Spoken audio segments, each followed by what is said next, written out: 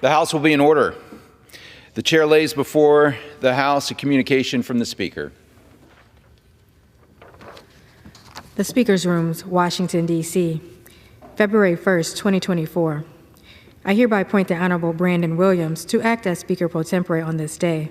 Signed, Mike Johnson, Speaker of the House of Representatives. The prayer will be offered by the guest chaplain, Dr. Michael Kramer, New Life Church, Osceola, Indiana. Holy Heavenly Father, Creator and Sustainer of this universe, you have given us the greatest nation in the world to care for as stewards of your people, your resources, and your land. Forgive us of our shortcomings. You have assembled these specific representatives here today to fulfill a precise purpose in your sovereign eternal plan. You tell us that blessed is the nation whose God is you. You tell us you give wisdom freely to all who ask.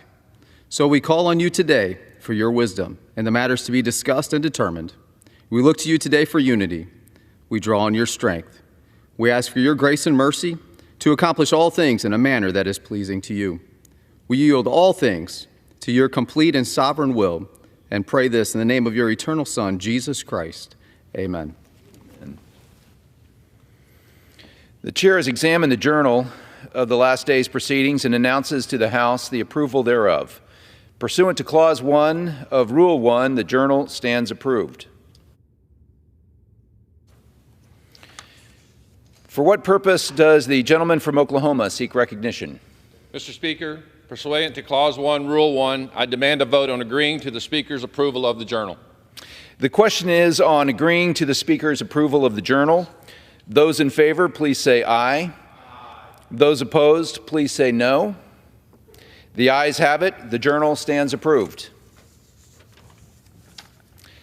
For what purpose does the gentleman from Oklahoma seek recognition? Mr. Speaker, I object to the vote on the ground that a quorum is not present and make a point of order that a quorum is not present. Pursuant to Clause 8 of Rule 20, further proceedings on this question are postponed.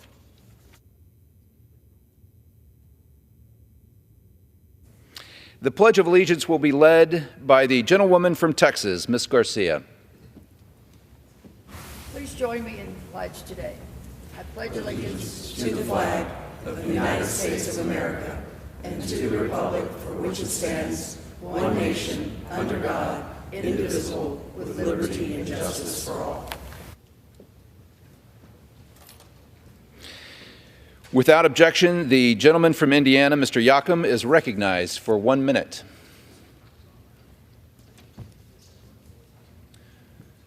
Thank you, Mr. Speaker. I rise today to recognize our guest chaplain, my dear friend, Dr. Michael Kramer, who serves as lead pastor at my home church, New Life Baptist Church in Osceola, Indiana. Dr. Kramer earned degrees from Word of Life Bible Institute, Moody Bible Institute, Liberty Theological Seminary, and Grace Theological Seminary. My parents began attending the church when I was just 1 year old, and my earliest childhood memories are with the Kramer family.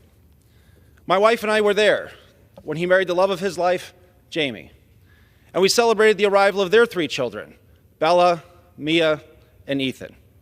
And I stood next to him as a pallbearer at the funeral of his 28-year-old brother, Joseph.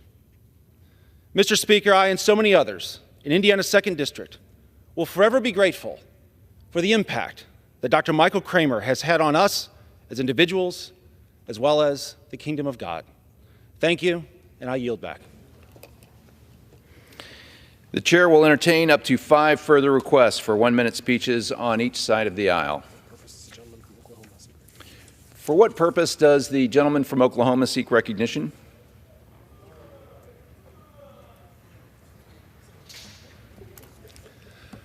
Without objections. Go ahead. Mr. Speaker, I rise today to pay tribute to a remarkable American. Gentlemen will suspend. Does the gentleman seek unanimous consent to address the House? Gentlemen, I ask for unanimous consent to address the House for 1 minute and to consent and revise my remarks if possible. Without objection. The gentleman is recognized for 1 minute. Mr. Speaker, I rise today to pay tribute to a remarkable American, Hope Allison Dabney. To all who knew her, Hope's infectious smile and warm demeanor impacted the lives of so many. Hope was a cherished daughter, sister, cousin, niece, granddaughter, and friend. She was a dedicated gymnast, a talented singer, a skillful pole vaulter, a fierce Auburn football fan, and hundreds of other things. As a testament to Hope's character, she volunteered at River Edge, a nonprofit organization in Georgia that provides mental health and substance use disorder treatment, as well as services for individuals with intellectual and developmental disabilities. The news of her passing after just 26 years of age has left many hearts broken across the country. May we find solace in the knowledge that her spirit lives on in the hearts of those she touched. May Hope's legacy inspire acts of kindness and warmth, echoing the love and friendliness that defines her time with us so many years in this world we have today. My wife Tammy and I, along with the staff of Oklahoma's 1st Congressional District, unite in prayer for the Dabney family and all those who were blessed to know Hope. And I yield back.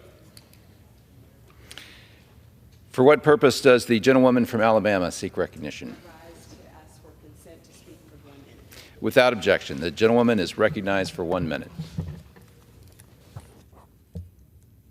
Mr. Speaker, I rise today to honor the extraordinary life and legacy of Dr. Fred Prim, who passed away on January 19, 2024, at the age of 57. Dr. Prim was a true Renaissance man.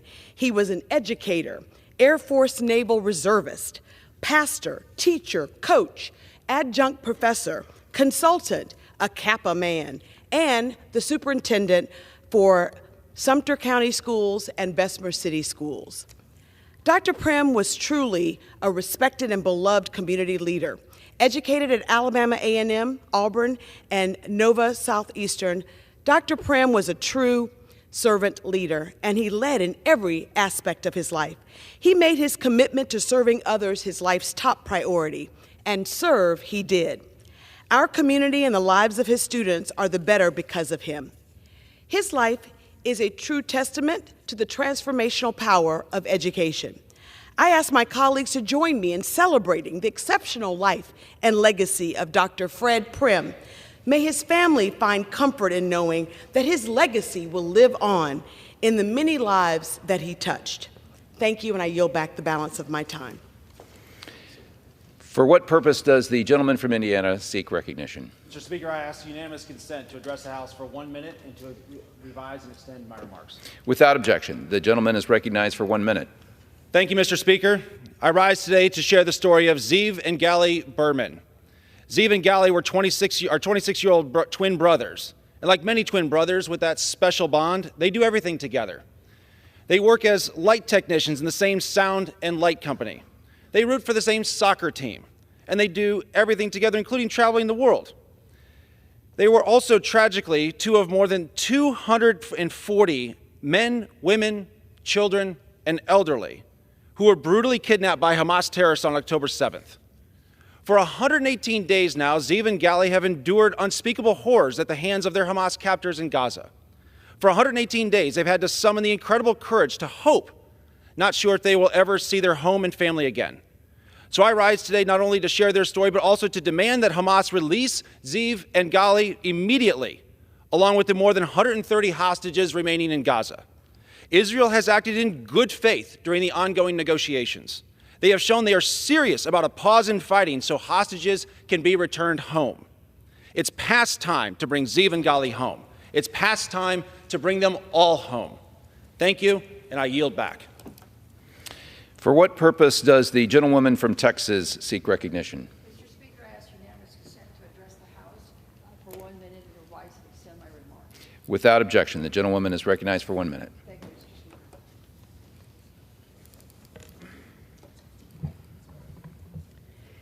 Mr. Speaker. Mr. Speaker, we are witnessing the barbaric consequences of the draconian laws that extreme MAGA Republicans are imposing on the state of Texas. Over 26,000 women have become pregnant after being raped since Texas outlawed abortion with no exceptions. Let me repeat that, 26,000 women. This could be your daughter, sister, cousin, niece, or mother. Experienced sexual assault is one of the hardest things that a woman can heal from.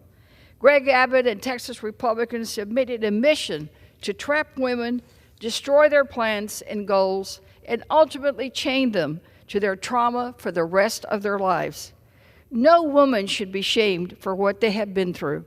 I will continue to fight for reproductive rights and make sure that no woman should be afraid to make the decisions that are right for her. I will always fight for people over politics. I yield back. For what purpose does the gentleman from Pennsylvania seek recognition? Mr. Speaker, I rise to address the House and ask unanimous consent to revise and extend my remarks. Without objection, the gentleman is recognized for 1 minute. Mr. Speaker, since being sworn into office, Homeland Security Secretary Alejandro Mayorkas has failed in his duty to keep our nation safe. In December, more than 300,000 illegal immigrants crossed into our country. By using so-called parole to allow millions of illegal immigrants into the United States, and by ending the Remain in Mexico policy, Secretary Mayorkas has manufactured a national security disaster. This crisis isn't just contained to Texas and Arizona. The deadly drugs like fentanyl that have poured into our nation on Secretary Mayorkas' watch have made each and every state a border state. It is clear that Secretary Mayorkas is unfit to hold office, that his inaction has cost Americans dearly. It has cost American lives. It is time for this Congress to impeach Secretary Mayorkas for his failure to uphold the law. Thank you, Mr. Speaker, and I yield. For what purpose does the gentleman from Pennsylvania seek recognition? Speaker, request unanimous consent to address the House for 1 minute to revise or extend my remarks. Without objection, the gentleman is recognized for 1 minute. Thank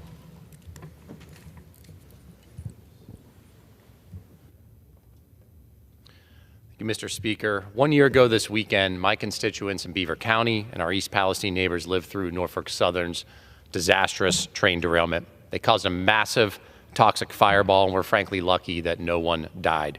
Since then, what has Congress done to protect our communities, to make freight rails safer? Absolutely nothing. Folks in Western Pennsylvania are sick and tired of being treated like collateral damage in the way of corporate profits. And those railroad profits have not been shabby. From 2018 to last year, Norfolk Southern enriched their shareholders with $18 billion. My bill, Railway Safety Act, supported by the Biden administration and former President Trump, and will make rail safer. This shouldn't be partisan. Along with my Democratic colleagues, I'm joined by 9 Republican co-sponsors, and yet nothing has changed. The railroads are acting like they run the show like it's the 19th century. It's time for politicians to stop carrying their water, to stop treating my constituents and our neighbors like fodder. We need action, Mr. Speaker. It's time to pass the Railway Safety Act. I yield back. For what purpose does the gentleman from Virginia seek recognition? Request permission to address the House for 1 minute. Without objection, the gentleman is recognized for 1 minute. Mr. Speaker, I rise to congratulate the winners of this year's Virginia 5th District Congressional App Challenge. Every year, middle and high school students submit their applications to participate in the Congressional App Challenge, a complex competition where students interested in STEM code an application of their preference. Adrian Park, Sean Fu, and Emmett Lack from Albemarle High School produced an extraordinary app called Illness IQ to help individuals detect and diagnose medical symptoms without having to see a doctor. After tragically losing a close friend to heart disease, Adrian and his classmates were inspired to develop a tool to access critical medical information in a user-friendly app. The app meets a significant need in the healthcare marketplace using intricate technology, pre-gathered scientific data, and user input to diagnose individual symptoms with a 97% success rate. I commend Adrian, Sean, and Emmett for their hard work in creating this innovative app, and I encourage them to continue excelling in their academic and professional pursuits. I'm honored to represent these outstanding students in the 5th District of Virginia, and I yield back. For what purpose does the gentlewoman from Pennsylvania seek recognition? Mr. Speaker, I ask unanimous consent to address the House for 1 minute and to revise and extend my remarks. Without objection, the gentlewoman is recognized for 1 minute. And I thank the gentleman. Mr. Speaker, Our nation's southern border and immigration systems are dysfunctional, and it's been this way for decades, under multiple presidents, under multiple houses and senates, under both parties. Hundreds of thousands of people across our border every month. Our immigration courts are understaffed with an immense backlog of cases. And much of the fentanyl crossing the border comes through legal points of entry, 95% of which is brought by legal residents. Where do we go from here? We have to find real bipartisan solutions for a secure border and a healthy, humane immigration process. While our colleagues in the Senate seek solutions to both, our House Republican majority seeks solutions to neither. They would rather keep this issue alive, scare their supporters, and serve the shadow government of the former president. In the face of progress, they're stalling, orchestrating a sham impeachment rather than making real policies that could ensure a better funded border patrol, up-to-date fentanyl detection technology, well-staffed courts, and an immigration system that supports those seeking asylum, refuge, and opportunity, the very story and value of our nations. I yield back. For what purpose does the gentleman from California seek recognition? To speak for 1 minute. Without objection, the gentleman is recognized for 1 minute. Mr. Speaker, I rise today to commemorate the life and legacy of one of San Fernando Valley's great sons, Ritchie Valens, on the 65th anniversary of his tragic death known as the day music died. Richard Stephen Valenzuela, better known as Ritchie Valens, was born in my hometown of Pacoima, California in 1941. Ritchie was only 17 when songs like Come On, Let's Go, Donna, and La Bamba topped the charts. They defined an era of rock and roll music and opened the doors for future Latino artists all across our country. On February 3rd, 1959, Ritchie Valens, Buddy Holly, and the Big Bopper tragically lost their lives in a plane crash. Ritchie Valens' legacy lives on in his music, the Rock and Roll Hall of Fame, and public spaces like the Pacoima Post Office and a member of Congress whose name was inspired by Ritchie. Ritchie Valens is an example of the amazing talent that exists in our community. His legacy will continue to be a source of pride for the entire San Fernando Valley for generations to come. Mr. Speaker, I yield back. Gotcha.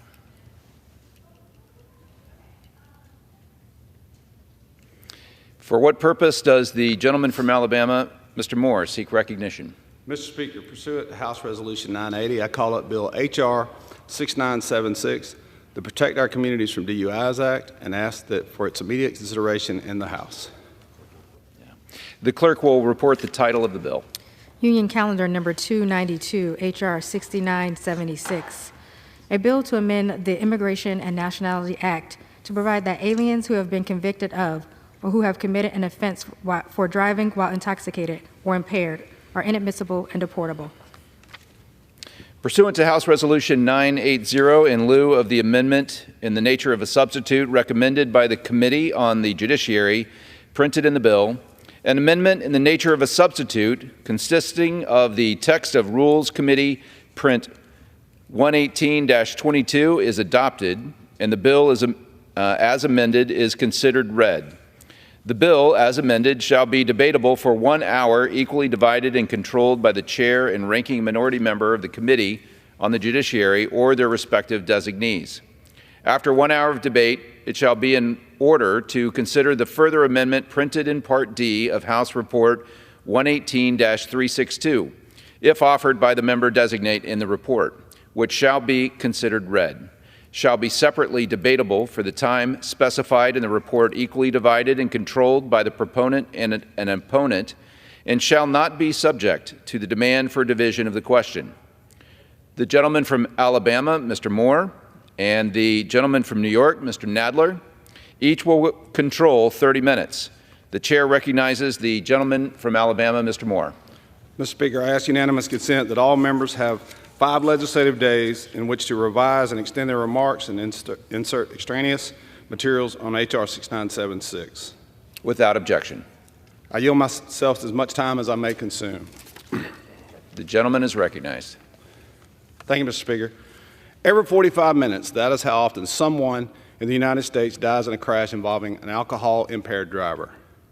In 2021 alone, there were 13,384 alcohol-impaired driving fatalities.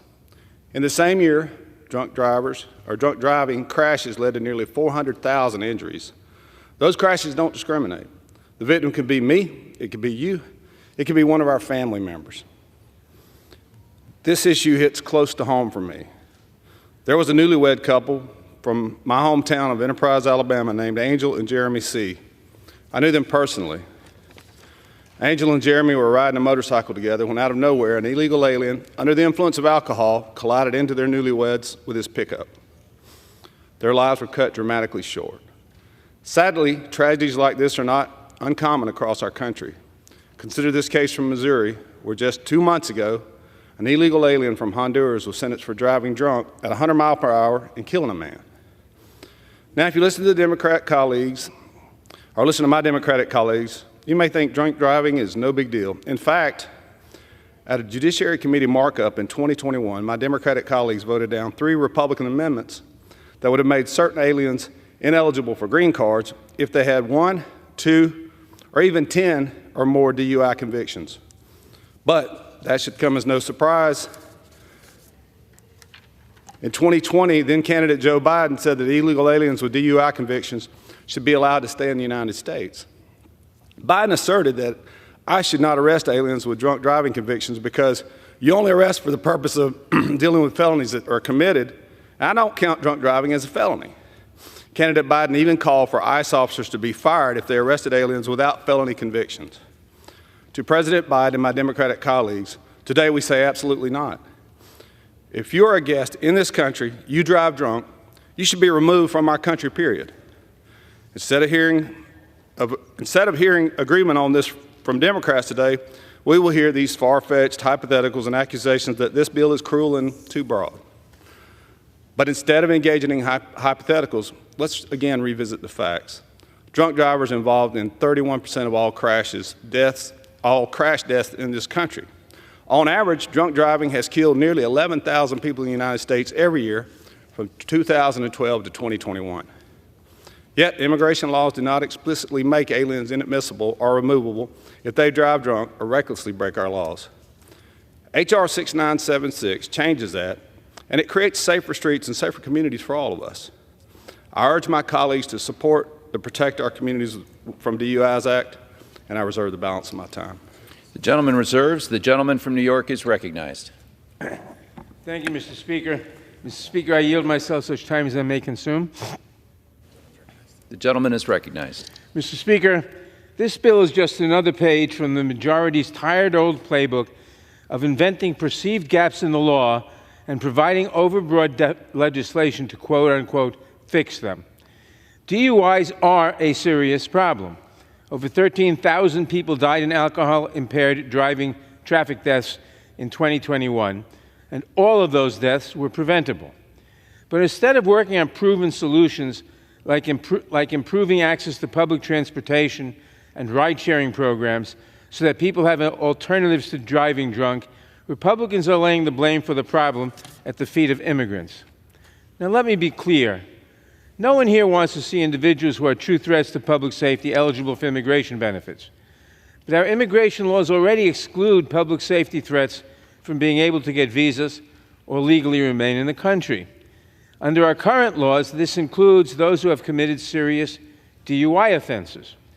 Under the Immigration and Nationality Act, a non-citizen who is convicted of or admits to committing a crime involving moral turpitude, or a CIMT, is generally inadmissible. Likewise, a non-citizen who is convicted of a CIMT, where a sentence of 1 year or longer may be imposed, is deportable. There is substantial case law demonstrating that serious DUI offenses are considered CIMTs under current law. DUI, where the maximum possible penalty is a year or more, and where there is serious bodily harm, hit and runs, aggravated DUI, and a DUI involving driving with knowledge of an invalid, suspended, or revoked license are all CIMTs and are therefore already deportable offenses. This means that under current law, the people who are drinking and driving and putting people at risk of harm are already removable. But the majority is not satisfied with this. They want to deport everyone who has ever received any conviction for any DUI offense. Here's the problem with this approach. Every state has a different standard for how they define and prosecute DUIs. Some states will charge people with a DUI even if they are not actually driving a car. For example, prosecutors in Virginia convicted a man of DUI who was inebriated and asleep in the driver's seat of his car with the keys in the ignition so he could listen to music in his driveway. This case, in which the driver never even left his driveway or even turned his car all the way on, went all the way to the Virginia Supreme Court. We cannot rely on prosecutorial discretion in this type of case. Under current law, the man in this case would not ultimately be subject to removal based on this conviction if he was a non-citizen. But if this bill were to be enacted, such conviction would lead to the deportation of even a long-standing green card holder. If this bill fixed, and remember, we're talking here about long-standing green card holders, not illegal aliens, people who entered the country legally, who may have been here for 20 or 30 years, who have American citizen spouses and children.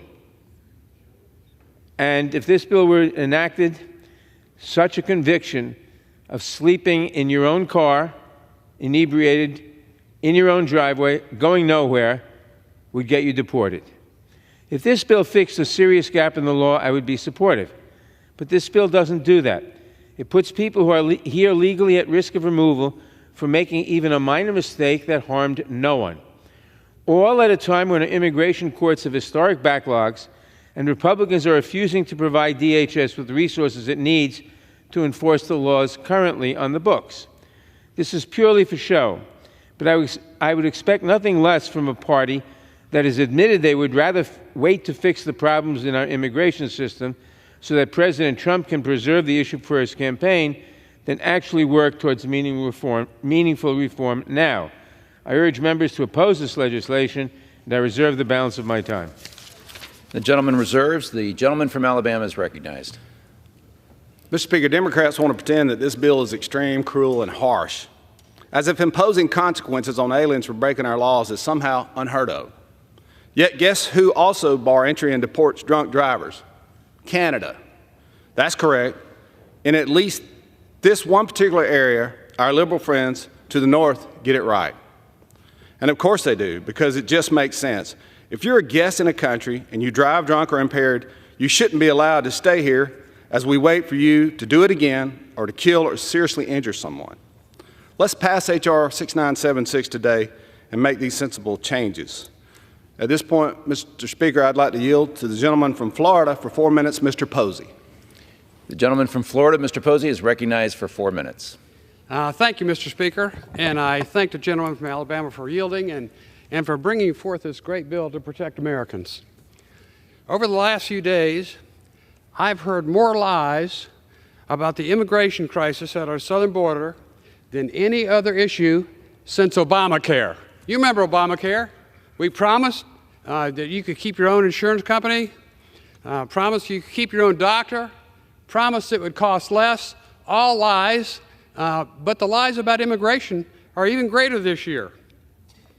This week I heard a member cross the aisle in an apparent theatric and disingenuous gesture of goodwill, falsely refer to me as being his friend, as he hurled lie after lie, denigrating my colleagues and me. Although I do have friends on the other side of the aisle, that's not my kind of friend. He hurled lie after lie and insult after insult as he theatrically appealed to those listening or watching on this House floor, which incidentally is against the rules of the House, and I'm surprised the Speaker did not call him out of order. As he referred to my colleagues and I as MAGA Republican extremists. You know, some people, they're called Trump-phobics. They can't say Trump's name without Republican extremists attached to it. And claimed that we didn't want to solve the crisis at the border, calling anyone who wants our country to have a secure border a MAGA Republican extremist is not only a clear sign of acute Trump-phobia, but clear evidence of just how out of touch some people are with the overwhelming majority of Americans, and reality for that matter. There may be some, however, I don't know them, Republicans, Democrats, or Independents who actually believe that when somebody breaks into your home, that they're entitled to become a member of your family. How about being honest here for a change? He knew, I know, everyone knows, even the most challenged Trump-phobics know, that despite President Biden's and Secretary Mayorkas' numerous fantasy denials, there has in fact been a crisis at our southern border, and it began when the president took office. Now our president finally acknowledges that we have a border crisis and said he will fix it, but only if we give him more money to more quickly process more illegals. That will not fix the crisis at the border. The bizarre proposal that the border can be secured while still allowing 5,000 illegals a day to invade our country is like claiming it's possible to be half pregnant. You have a right to stand with the drug cartels, but I and the rest of the MAGA Republicans stand with Texas and the United States of America. The sovereignty of our nation, the safety and security of American communities is not up for negotiation. It can only be fixed by the president reversing his executive orders that created the invasion in the first place, or the adoption of H.R. 2. In the meantime, I'm more than happy to support Congressman Moore's H.R. 6976 to save American lives. Thank you very much. I yield back. Mr. Speaker, I reserve. The gentleman reserves. The gentleman from New York is recognized. Mr. Speaker, I now yield so much time as she may consume to the distinguished gentlelady from Washington, the ranking Democrat on the Immigration Subcommittee, Representative Jayapal. The gentlewoman from Washington is recognized. Thank you, Mr. Speaker. I rise in strong opposition to H.R. 6976. Once again, the majority is wasting our time by putting forward a piece of legislation that has zero chance of becoming law and that is extraordinarily broad. No one condones driving under the influence. We should do everything we can to prevent people from getting behind the wheel while intoxicated. But this bill, designed to scapegoat and denigrate immigrants, will not solve the serious problem of DUIs. Public safety threats, including those who have been convicted of serious DUI offenses, are already inadmissible and removable under the Immigration and Nationality Act, and this bill would not change or enhance that. Under the INA, a conviction of a crime involving moral turpitude, where the punishment can be for a year or longer, makes an individual deportable. Courts have ruled over and over again that serious DUI offenses that put others at risk are CIMTs and make the perpetrators deportable. But this bill isn't about serious offenses, Mr. Speaker. Far from it. The bill says that a conviction for a single DUI offense, misdemeanor or felony, makes you instantly deportable, and an admission to such an offense makes you instantly inadmissible, no questions asked. I can understand maybe the appeal of something that sounds like a zero-tolerance policy, but let me tell you, Mr. Speaker, if we had that kind of policy here in the House of Representatives, there would be several members that would not be members of this chamber. Moreover, by including every single type of DUI offense, this bill would make someone deportable for not driving under the influence. That's because states have a wide variety of opinions on what is a DUI. For example, Arizona's DUI statute allows people to be charged with a DUI if they are intoxicated and have, quote, physical control of their vehicle. The Ninth Circuit found that the breadth of this statute means that, and I'm quoting here, one may be convicted under it for sitting in one's own car, in one's own driveway, with the key in the ignition and a bottle of beer in one's hand, end quote. Because of this, the Ninth Circuit determined that a conviction under this statute was insufficient to count as a deportable offense. As the court put it, drunken driving is despicable. Having physical control of a car while drinking is not. Their words, not mine. As many places across the country experienced cold spells in the last week or so, there are states that would allow prosecution of someone simply if they were sitting in their car with the heat on while inebriated, even if it was in their own driveway. Current law allows judges to use their discretion to look at the broader facts of the case. This bill would strip that discretion away from them and would mandate that even someone whose only crime was sitting in a parked car while inebriated must be deported. Let's not forget that deportability grounds like this, the one that this bill would create, impact immigrants who are here lawfully, those who my colleagues always like to say came the right way. By the way, Mr. Speaker, I'm one of those. I came here to this country at 16 years old. It took me 17 years to get my citizenship, and here I am as a proud member of the United States House of Representatives.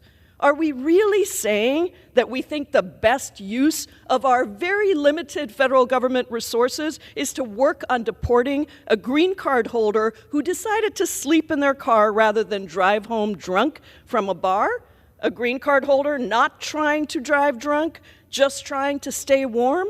I certainly don't think that's a good use of our resources. It's certainly not a good use of our time on this floor. But my colleagues on the other side of the aisle have made it clear that they're not interested in sensible solutions, just in sensationalism. This bill is another example of that. And I hope my colleagues will stop referring to people as illegals. People are human beings. They have different statuses. Some are undocumented. If you want to say some are illegal, but let's not call human beings illegal. Tired of that language. I urge my colleagues to reject this bill, and I yield back the balance of my time. I reserve. The gentleman reserves. The gentleman from Alabama is recognized. Mr. Speaker, I recognize former law enforcement officer and a good friend of ours from Minnesota, Mr. Stauber, for 5 minutes. The gentleman from Minnesota is recognized for 5 minutes. Thank you very much, Mr. Chair. President Biden today, by executive order, can end catch and release, cease the exploitation of the parole authority, reinstate remain in Mexico, expand expedited removal authority, and renew building the wall. By executive order, Mr. Chair, he can do that, which will stop the illegal immigration by 80%. Just those executive orders. And he can do that today. Mr. Speaker, I am horrified and I am dismayed. We have been shouting from the rooftops that the border is in crisis for years. And finally, my colleagues on the other side of the aisle are beginning to acknowledge there is a problem. Just in time for an election. How shocking. Just like when they switched from defund the police to pro-police rhetoric in 2022, just before the election. They have this playbook down pat. Since the president has taken office, Mr. Chair, there have been over 7 million illegal crossings at our southern border. Over 8.3 million illegal crossings nationwide. And yes, that's right. Our southern border is in such disarray and has sucked up so much of our resources that our northern border is wide open and the cartels are taking advantage, including in the state of New York. My esteemed colleague who's claiming time on the other side of the aisle, his state is in desperate need of help, taking over their cities, overrunning their public safety, overrunning their schools, overrunning their social services. And he stands up here, Mr. Chair, says there's nothing wrong. This crisis is personal, and it is impacting the safety and security of my constituents. In 2022, Minnesota resort owners along the Canadian border in Minnesota caught illegal immigrants trespassing on their property. And last fall, a young girl in Bemidji, Minnesota was sexually assaulted, and there were found 11 illegal immigrants were found at the scene. And just last week, Mr. Chair, authorities arrested an al-Shabaab terrorist in Minneapolis. The terrorist was caught at the southern border 1 year prior and released back into our country by the Biden administration's and catch and release. Allowed him to roam for 1 year in this country. And it's alleged, Mr. Chair, that he was trading in illegal arms. I fear it's only a matter of time before another September 11th occurs on our soil, and we must not let that happen.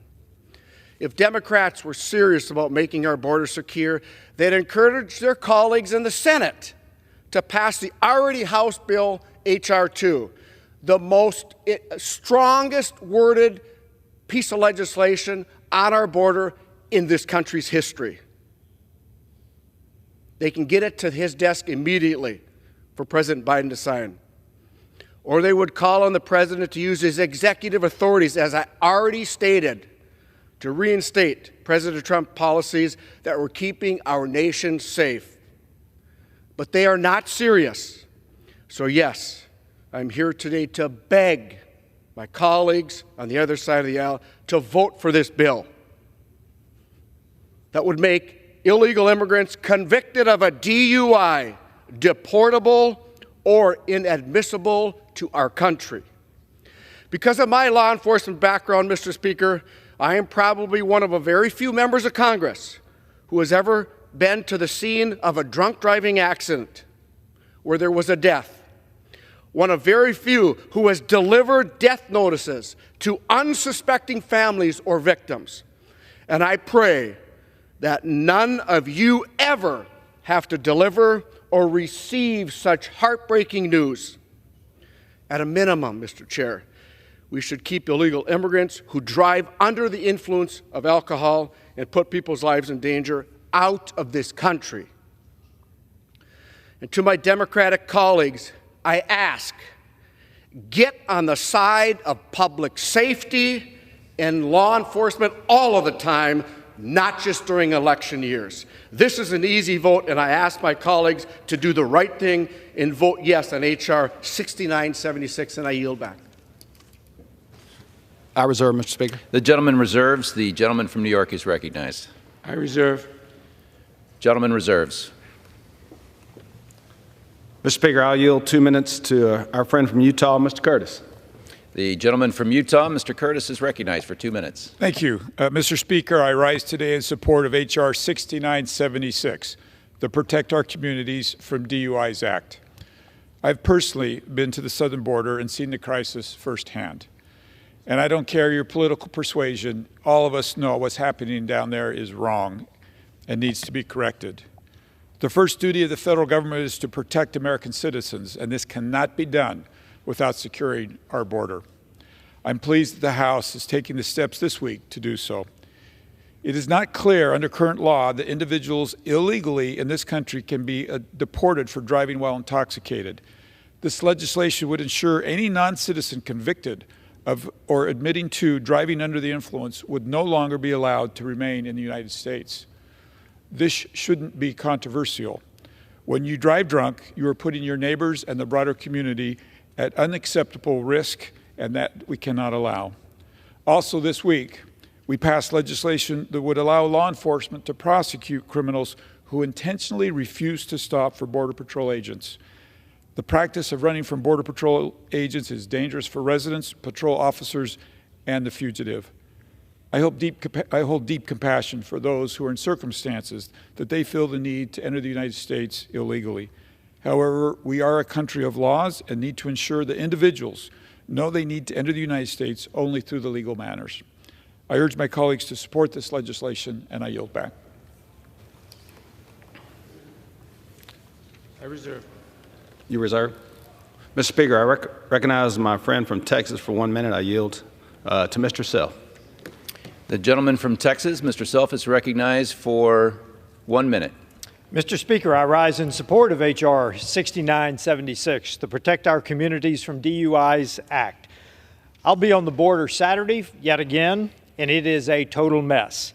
Illegal aliens continue to surge through the southern border and are overwhelming many states, to include those from the other side of the aisle. In addition to the fentanyl overdoses and cartel violence, drunk driving has been a major issue that has senselessly taken too many American lives. Last year, 52-year-old Special Olympian Craig Shimming was hit and killed in a car wreck on his way to church by an illegal alien drunk and high on meth. Devastating stories like this happen far too often across our country. And there is absolutely no reason illegal aliens with DUI convictions should be able to stay in the United States. The Protect Our Communities from DUIs Act would deport illegal aliens who have been convicted or committed the offense of driving while drunk or impaired. This is common sense legislation, and every member of the People's House should support this bill. I yield back. I reserve, Mr. Speaker. Is the gentleman from Alabama ready to close? I would inform the gentleman that we do not have any additional speakers, and I'm prepared to close. I reserve the balance of my time. I'm prepared to close. The gentleman from New York is recognized. Mr. Speaker, I yield myself the balance of my time. The gentleman is recognized. Thank you. Mr. Speaker,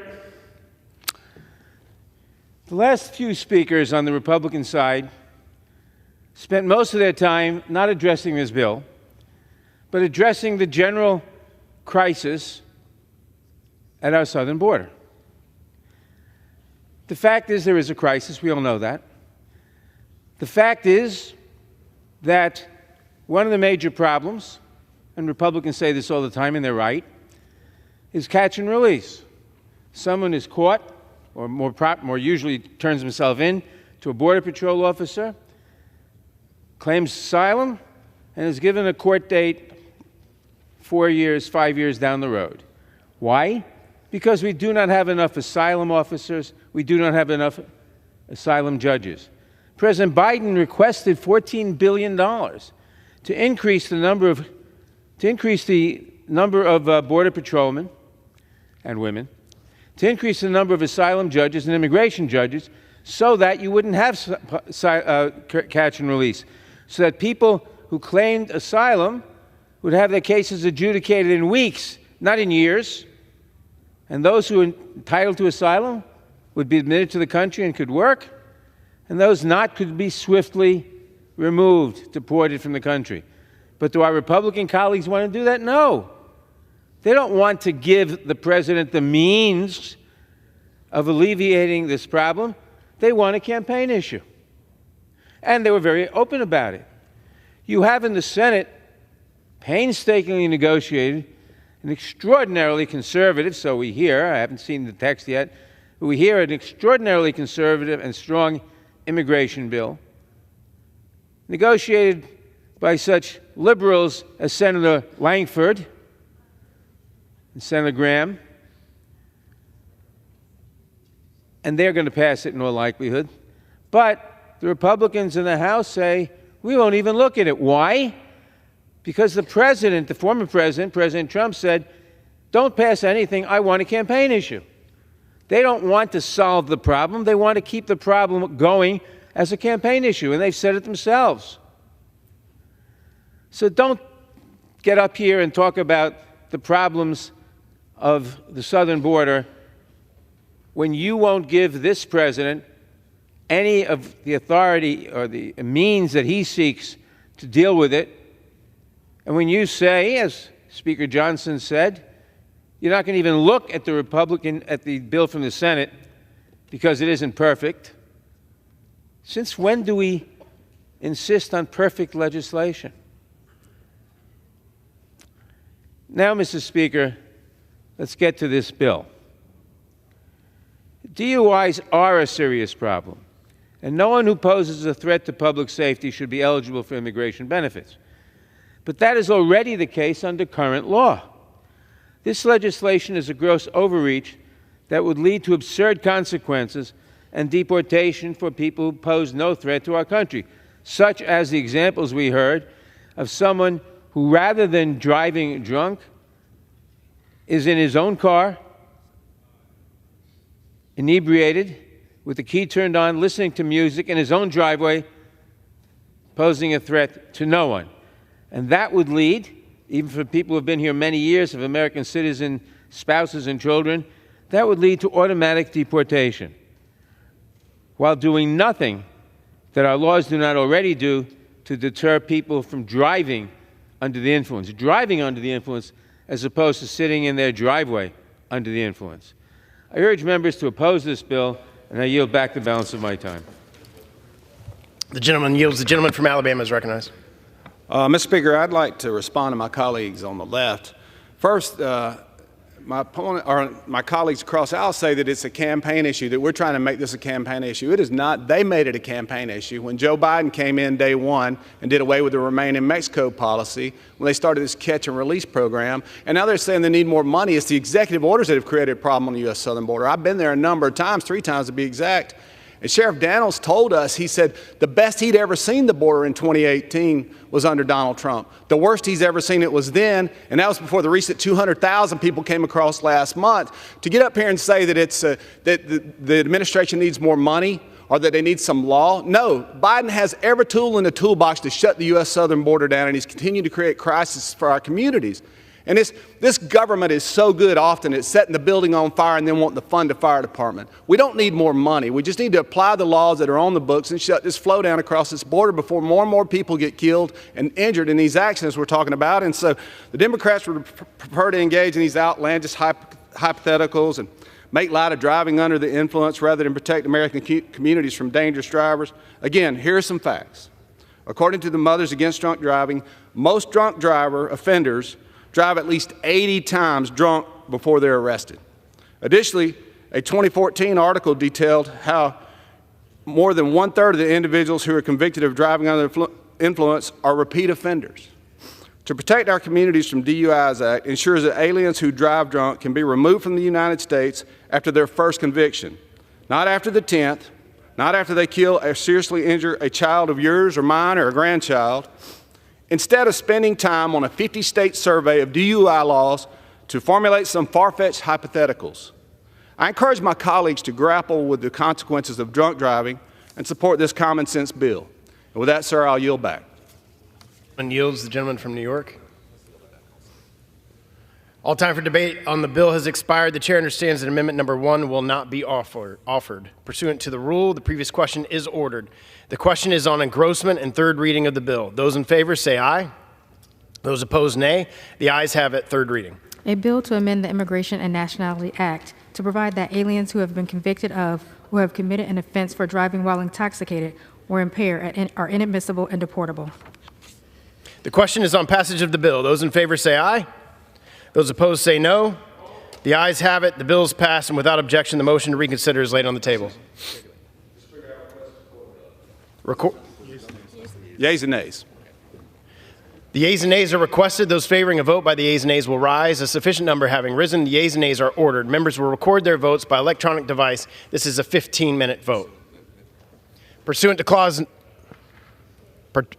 Clause 9 of Rule 20, this 15-minute vote on the passage of the bill will be followed by a 5-minute vote on agreeing to the Speaker's approval of the journal, if ordered. This is a 15-minute vote.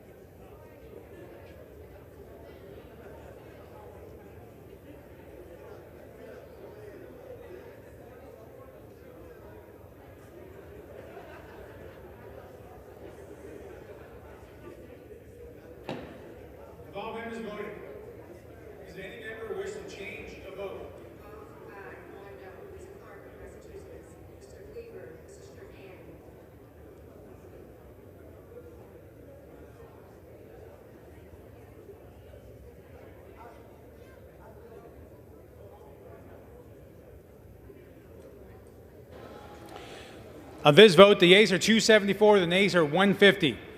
The bill is passed. Without objection, a motion to reconsider is laid on the table. Pursuant to Clause 8 of Rule 20, the unfinished business is in the question on agreeing to the Speaker's approval of the journal, which the Chair will put de novo. The question is on agreeing on the Speaker's approval of the journal. Those in favor say aye. Those opposed say no. In the opinion of the Chair, the ayes have it, and the journal stands approved. For what purpose does the gentlewoman from New York seek recognition? Mr. Speaker, I ask unanimous consent that when the House adjourns today, we re-adjourn to meet at noon on Monday next for morning hour debate and 2 p.m. for legislative business. Without objection. The Chair lays before the House a communication.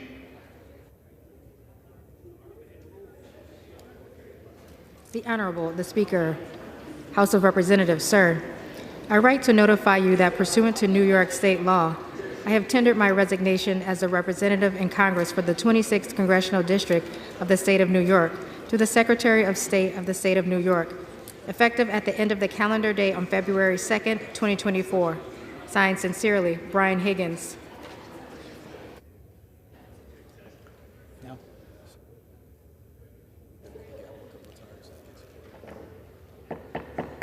Order.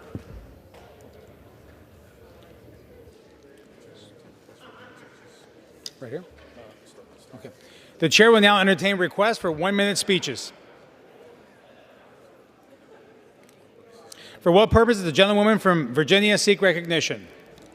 Mr. Speaker, I rise to address the House floor for 1 minute to revise and extend my remarks. Without objection, the gentlewoman is recognized for 1 minute. Order. Mr. Speaker, I rise today to honor the life and memory of E. Philip Hickman of Virginia's Eastern Shore. Born in July of 1952, Phil grew up in northern Accomack County, graduating from Atlantic High School. He attended Virginia Tech, studying agriculture economics, and returned to the shore upon graduation. Together with his brother David, they founded Dublin Farms in Horntown, Virginia, and built it into the center of potato growing in the Commonwealth. Phil was extremely active in the Virginia agriculture community, serving as the chairman of the Virginia State Seed Potato Board, National Potato Board, and countless other local organizations.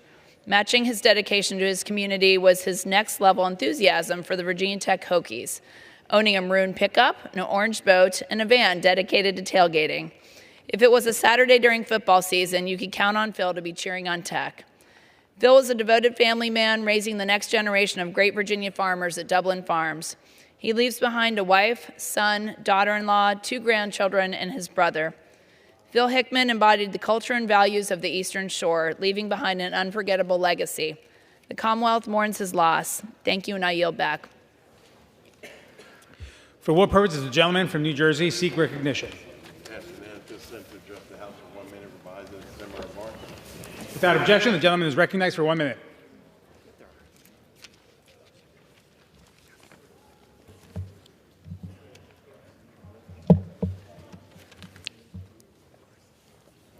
Mr. Speaker, I rise today to celebrate the beginning of Black History Month. This month we celebrate the tremendous contributions of African Americans to the growth of our nation. Black History Month started as Negro History Week in February of 1926. That week was chosen because it included the birthdays of President Abraham Lincoln and famed abolitionist Frederick Douglass.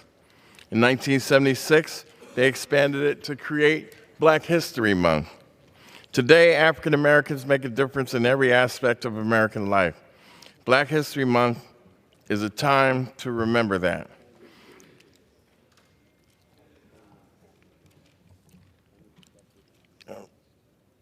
And this week was chosen, and I got that, and to highlight the fact that the African American story is one that is rich and woven into the history of our great nation. And with that, Mr. Speaker, I yield back. For what purpose does the gentleman from Tennessee seek recognition? I seek unanimous consent to address the House for 1 minute and to revise and extend my remarks. Without objection, the gentleman is recognized for 1 minute. Mr. Speaker, President Biden's economic policies continue to wreak havoc on families across our country, including the Tennessee families that I represent. Prices have skyrocketed by 17.2% since the president was sworn into office. The experts tell us these rising prices are a direct result of the deficit spending of the last 3 years, coupled with rising energy costs. And yet this administration continues to borrow and stifle American energy growth with multitudes of new and costly regulations. When President Biden took office, gas prices to average less than $2 per gallon in Tennessee. Right now, they're more than $3. This is a direct result of the president's ongoing war against American energy production. House Republicans remain committed to getting our fiscal house back in order by cutting deficit spending and passing legislation that robustly grows our economy to help get us out of the red. Thank you, Mr. Speaker, and I yield back. For what purpose does the gentleman from Kentucky seek recognition? Without objection, the gentleman is recognized for 1 minute.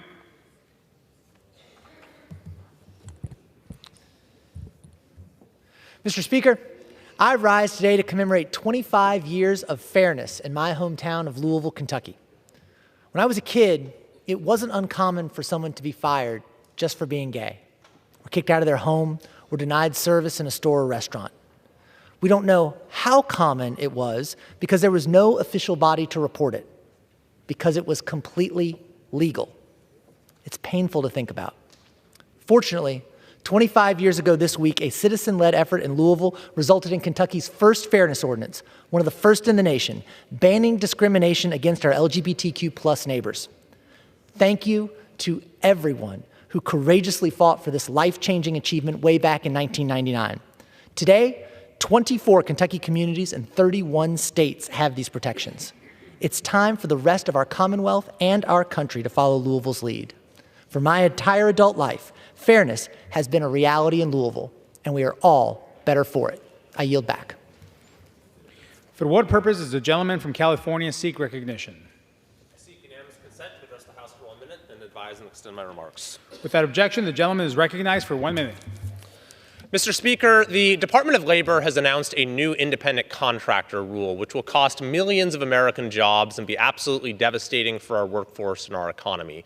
We know that because we've seen the effects of the law it was modeled on, AB 5, in California. As a warning against the Biden administration's new rule, I am sharing the stories of Californians who have suffered under that law. For example, Esther said, "I help people who don't speak English communicate with medical providers. I'm a proud senior, independent, and self-sufficient. AB 5 leaves me out of work, unprotected, and isolated. It takes away my pride. It was passed without taking people like me into account." To spare millions of Americans the same fate as Esther, I am calling on my colleagues on both sides of the aisle to join me in a Congressional Review Act legislation to nullify the Biden administration's new independent contractor rule. I yield back. For what purpose does the gentlewoman from New Mexico seek recognition? Good morning, Mr. Speaker. Good morning. I ask for unanimous consent to address the House for 1 minute and to revise and extend my remarks. Without objection, the gentlewoman is recognized for 1 minute. Thank you, Mr. Speaker. We just voted here in the House to bring back the child tax credit, one of the most important and effective efforts to help working families and to lift children out of poverty in generations. These payments will provide a crucial lifeline to families struggling to make ends meet. The previous child tax credit helped almost 75,000 families across my district alone.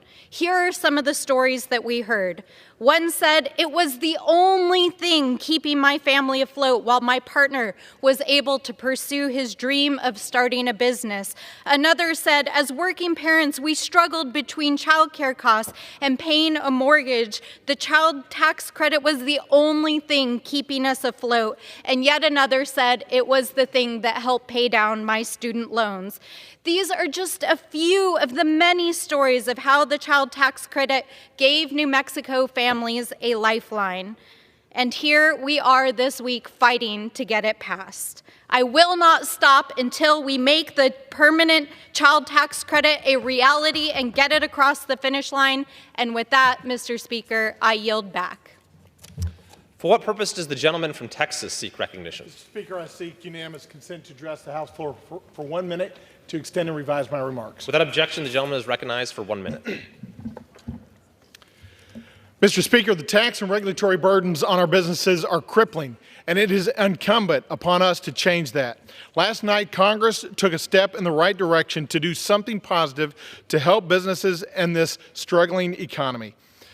We came together to pass the Tax Relief for American Families and Workers Act. This bill will spur American innovation and competitiveness, will reinvigorate manufacturing jobs at home, and will restore Trump-era business-friendly tax policies that spur economic growth.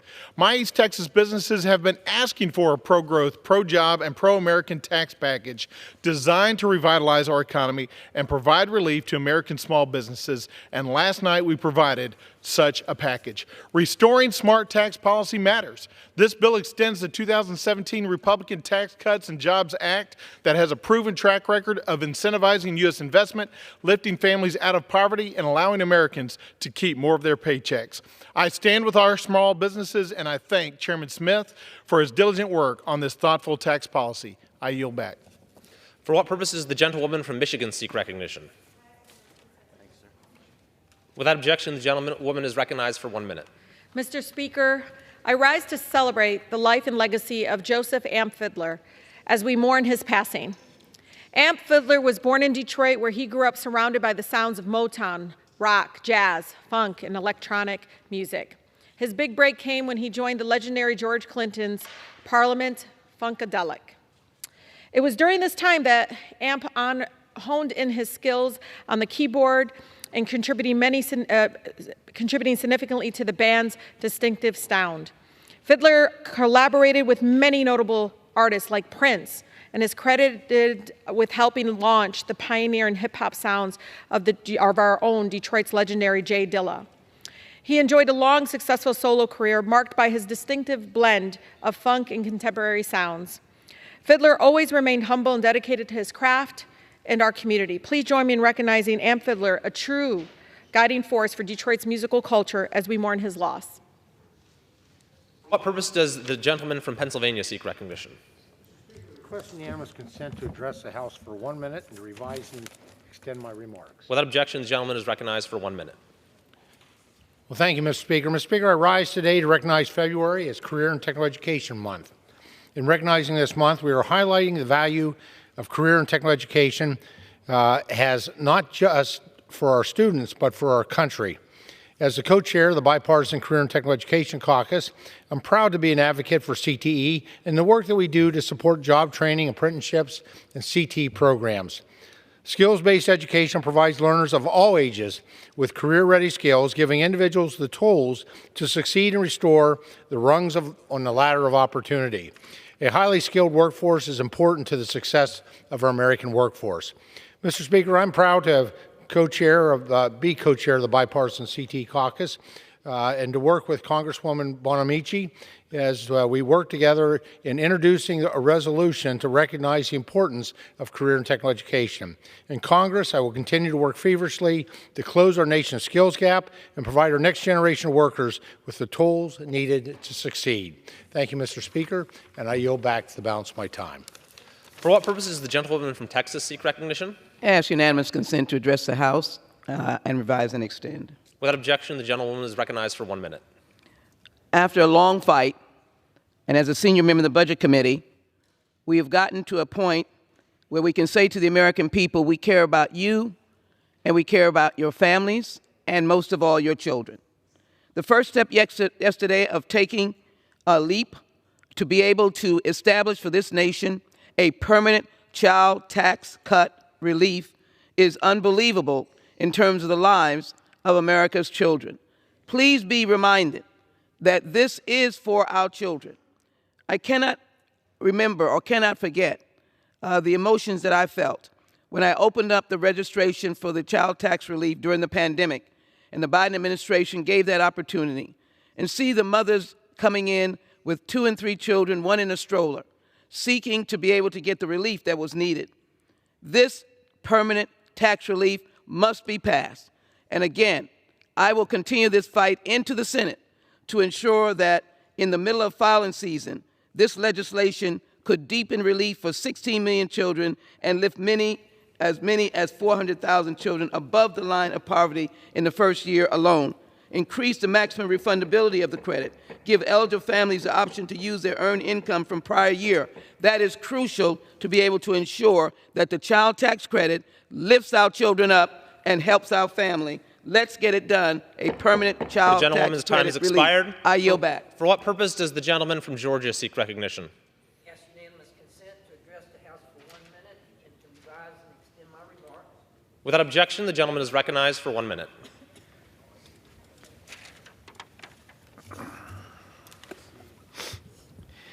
Mr. Speaker, I rise today to recognize and thank Tim Monahan for his 15 years of service to the House of Representatives.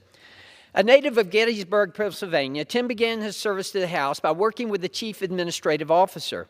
He later joined the staff of the House Appropriations Committee, where he worked on the Legislative Branch Subcommittee.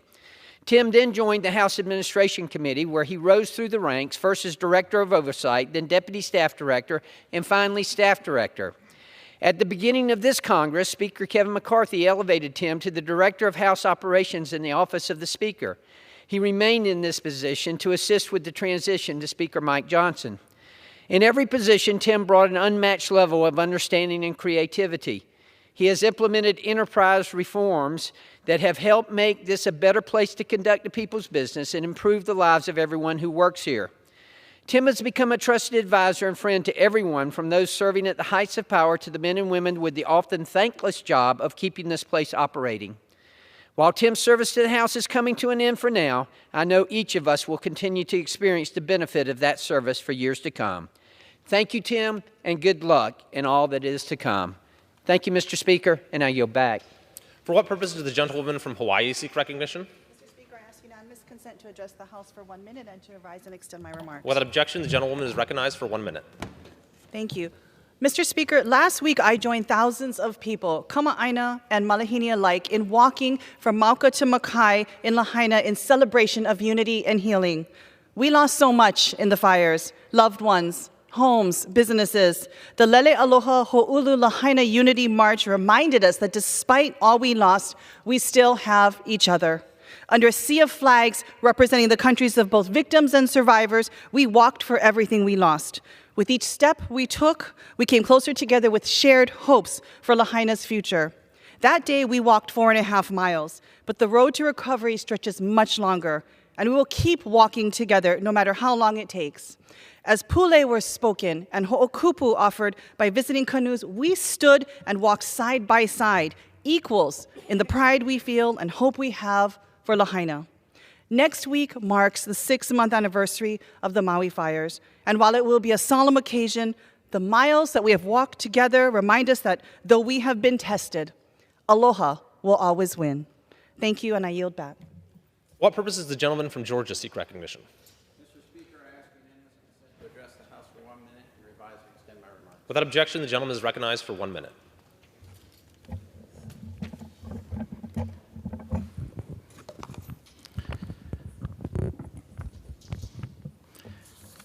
Thank you, Mr. Speaker. I rise today to honor the Georgia National Guard's Cherokee Company soldiers.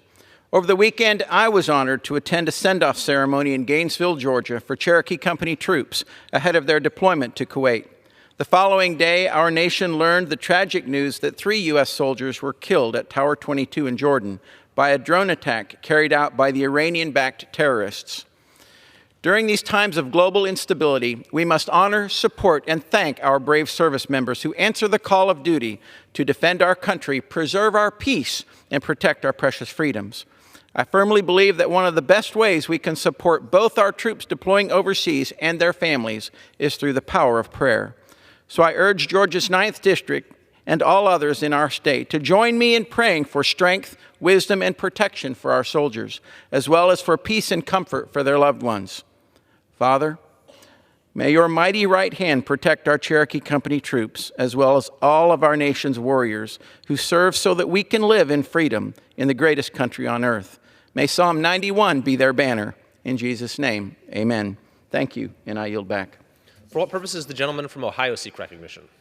Address the House for 1 minute and revise and extend my remarks. Without objection, the gentleman is recognized for 1 minute. Thank you, Mr. Speaker. I rise today to talk about what's at stake right now, who's here to lead and who we got to watch out for. Last year, there was a small number of more extreme members that took this country to the brink of default.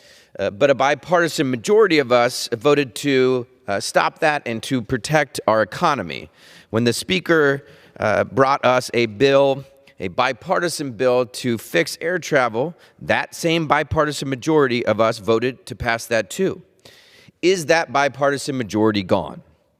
Nope. We are still here.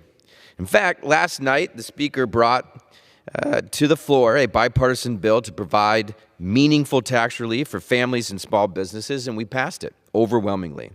So bring us a bipartisan budget to protect millions of jobs and critical investments in our families. We'll pass that too. Bring us this bipartisan bill agreement to fix the border. We will pass that. The largest majority in this House is our bipartisan majority. So bring us these bills. We'll pass each and every one of them, and that's what the American people want and need us to do. I yield back. For what purpose does the gentleman from Florida seek recognition? Good morning, Mr. Speaker. I seek unanimous consent to address the House for 1 minute and to revise and extend my remarks. Without objection, the gentleman is recognized for 1 minute. Mr. Speaker, the Biden economy has taken its toll on main streets in Northeast Florida and all across America, from stores struggling to jobs lost to limited research and development to chaotic inflation.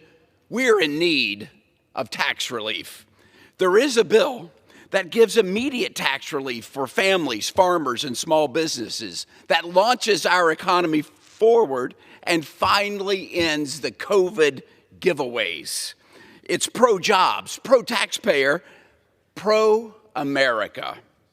Mr. Speaker, with the exception of Joe Biden, I don't believe there's another American who genuinely believes our nation is headed in the right direction. I've got good news, America. The House has passed the Tax Relief for American Families and Workers Act. Help is on the way. Thank you, Mr. Speaker. I yield back.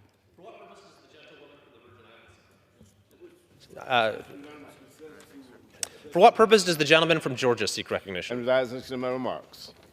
Without objection, the gentleman is recognized for 1 minute. Mr. Speaker, I rise to remember a dedicated public servant and appropriations policy advisor par excellence, my former chief of staff and friend Michael Joseph Reed. Michael transitioned on Monday, January 15th. Starting as a presidential management intern at the U.S. Department of Transportation, he went on to serve two prolific congressional appropriators, Congressman Lou Stokes of Ohio and Bill Gray of Pennsylvania. When I got a seat on the House Appropriations Committee in 2003, I needed a seasoned specialist and was blessed to have Michael Reed join my team, first as special assistant, then deputy chief of staff, and finally chief of staff and senior policy advisor. For 18 years, I matriculated in the Michael Reed School of Budgetary Policy. He was a master, learning the intricacies of ag policy. He became an asset to me and was highly respected on both sides of the aisle. Upon leaving the Hill, he was honored by the communities and industries he helped, including the University of Georgia School of Agriculture and the Georgia Peanut Commission, among others. The research and disaster relief he'd made possible for American agriculture are among his lasting legacies. Family and friends will celebrate his life in a private ceremony this week. We mourn his loss, but thank God that his legacy of service will endure. I yield back the balance of my time. For what purpose does the gentleman from Georgia seek recognition? Without objection, the gentleman is recognized for 1 minute. Thank you, Mr. Speaker. And I, too, today rise to honor the life and legacy of an exemplary public servant and friend, Mr. Michael Joseph Reed, who passed away earlier this month. He spent nearly 2 decades advising my good friend and colleague, Mr. Sanford Bishop, until his retirement from public service. Michael was a shining example of dedication and service during his tenure on Capitol Hill, serving in many capacities to pass legislation and appropriation that benefited my great state and its citizens, as well as the United States of America. My wife, Vivian, and I extend our deepest sympathies to Michael's wife, Miss Diane Fields Reed, and the entire Reed family and the staff of Representative Bishop. Mr. Speaker, before I yield, I just want to say this one last thing about Michael Reed. It didn't matter if you were a Democrat or Republican, especially a Democrat or Republican member of the staff. When you had a question about appropriations, it was Michael Reed that you called to get the straight answer. And if he could help you, he would. He's one of the most dependable people I've ever met in my life. And with that, Mr. Speaker, I yield back. For what purpose does the gentlewoman from the Virgin Islands seek recognition? I ask unanimous consent to address the House for 1 minute and to revise and extend my remarks. Without objection, the gentlewoman is recognized for 1 minute. Thank you, Mr. Speaker.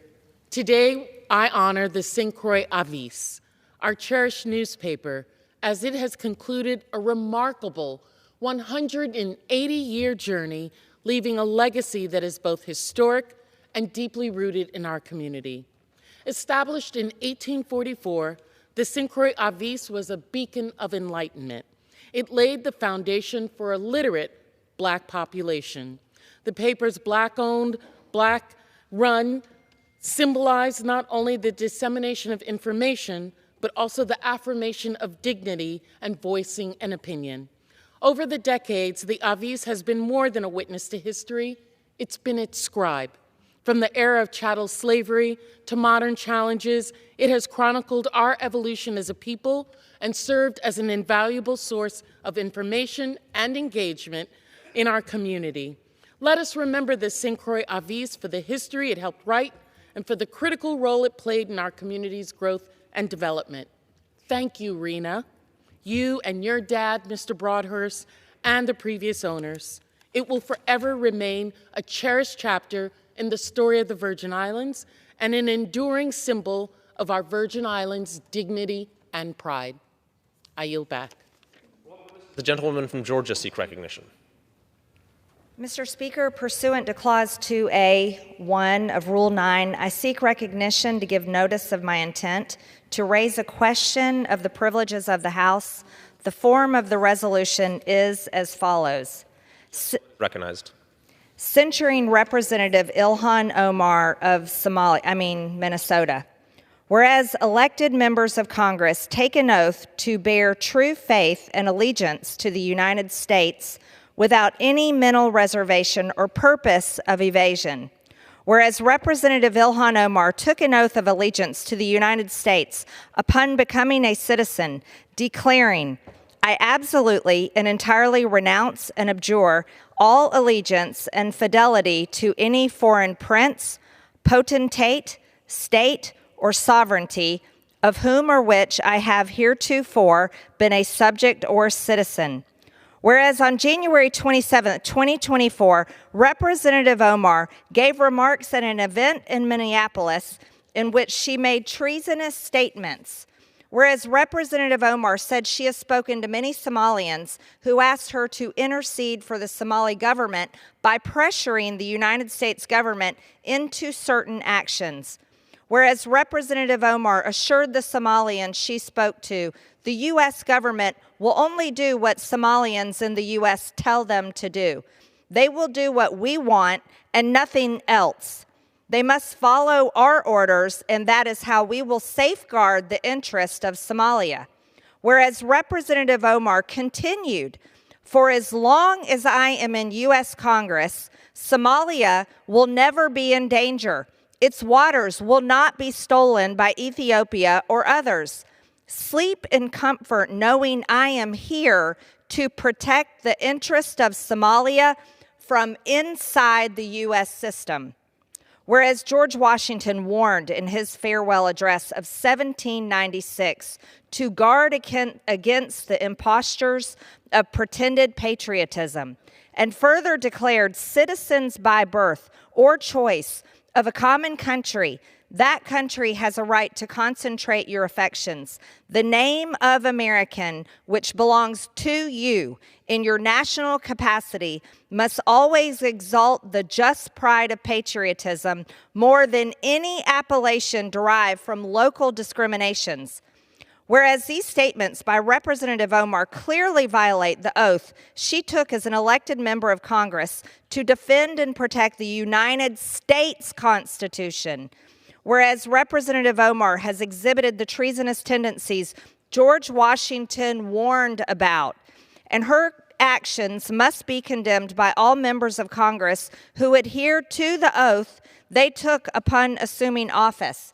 And whereas by openly admitting her efforts to advance Somalia's interest using her position as a United States representative, Representative Omar has revealed herself to be a foreign agent acting on behalf of a foreign government.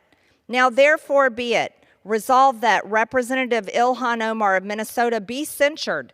Representative Ilhan Omar forthwith present herself in the well of the House of Representatives for the pronouncement of censure. Representative Ilhan Omar be censured with the public reading of this resolution by the Speaker, and Representative Ilhan Omar be and is hereby removed from the Committee of the Budget and the Committee on Education and the Workforce. Under Rule 9, a resolution offered from the floor by a member other than the majority leader or the minority leader as a question of the privileges of the House has immediate precedence only at a time designated by the chair within 2 legislative days after the resolution is properly noticed. Pending that designation, the form of the resolution, noticed by the gentlewoman from Georgia, will appear in the record at this point. The chair will not at this point determine whether the resolution constitutes a question of privilege. That determination will be made at the time designated for consideration of the resolution.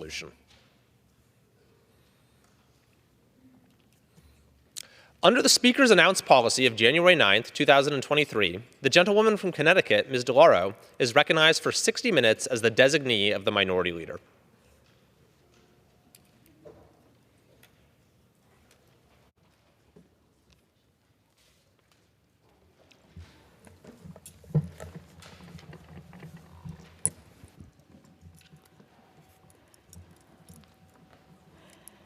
Mr. Speaker, I rise today to say that I was saddened to have to oppose the tax bill that the House of Representatives passed last evening. I could not, in good conscience, vote for a deal that so lopsidedly benefits big corporations while failing to ensure a substantial tax cut to middle and working class families. I believe this deal is deeply inequitable, and at a time when we have seen the greatest rise in inequality, when big corporations made super profits at the expense of the consumer, it is a mockery of who representative government works for. This bill delivers massive tax cuts for the biggest corporations while denying middle-class families the economic security they had under the expanded monthly child tax credit that was passed in 2021. Let me be unequivocal. This is a reversal of the largest middle-class tax cut in the history of the United States. This bill provides billions of dollars in tax relief for the wealthy and pennies for the poor. This expanded and improved child tax credit, which we passed in 2021, it returns $8 for every dollar spent. How? Because the child tax credit helps children learn more, earn more, and grow up healthier. Which is why I find it upsetting and appalling that we would condition a limited extension of this life-altering program with a vast giveaway to billionaires and corporations who are already well-practiced in paying no taxes. Dish Network, FedEx, Salesforce, T-Mobile, and dozens of others And I'll later give you the list of the others. These corporations, dozens of others, pay no federal income tax from 2018 to 2020 under the Trump tax law. At a time when big corporations are richer than ever, the idea that we must evenly split the pot with working and middle-class families is absurd. But there is no even split in this bill.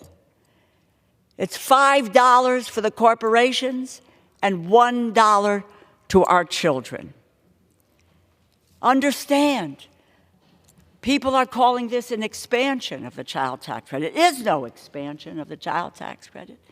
It is a step backward, and that needs to be understood. When groceries and other costs like the child care have skyrocketed, driving record corporate profits of $3 trillion in 2023, it was families bearing the brunt of inflation and high interest rates. The expanded monthly child tax credit is an antidote to child poverty. It is an antidote to inflation. It is a successful tool that lifted millions and millions of children out of poverty virtually overnight. Half of children in the United States were lifted out of poverty. 4 million. Today, families live paycheck to paycheck. Their wages have not kept up with rising costs. The economy is not working for them.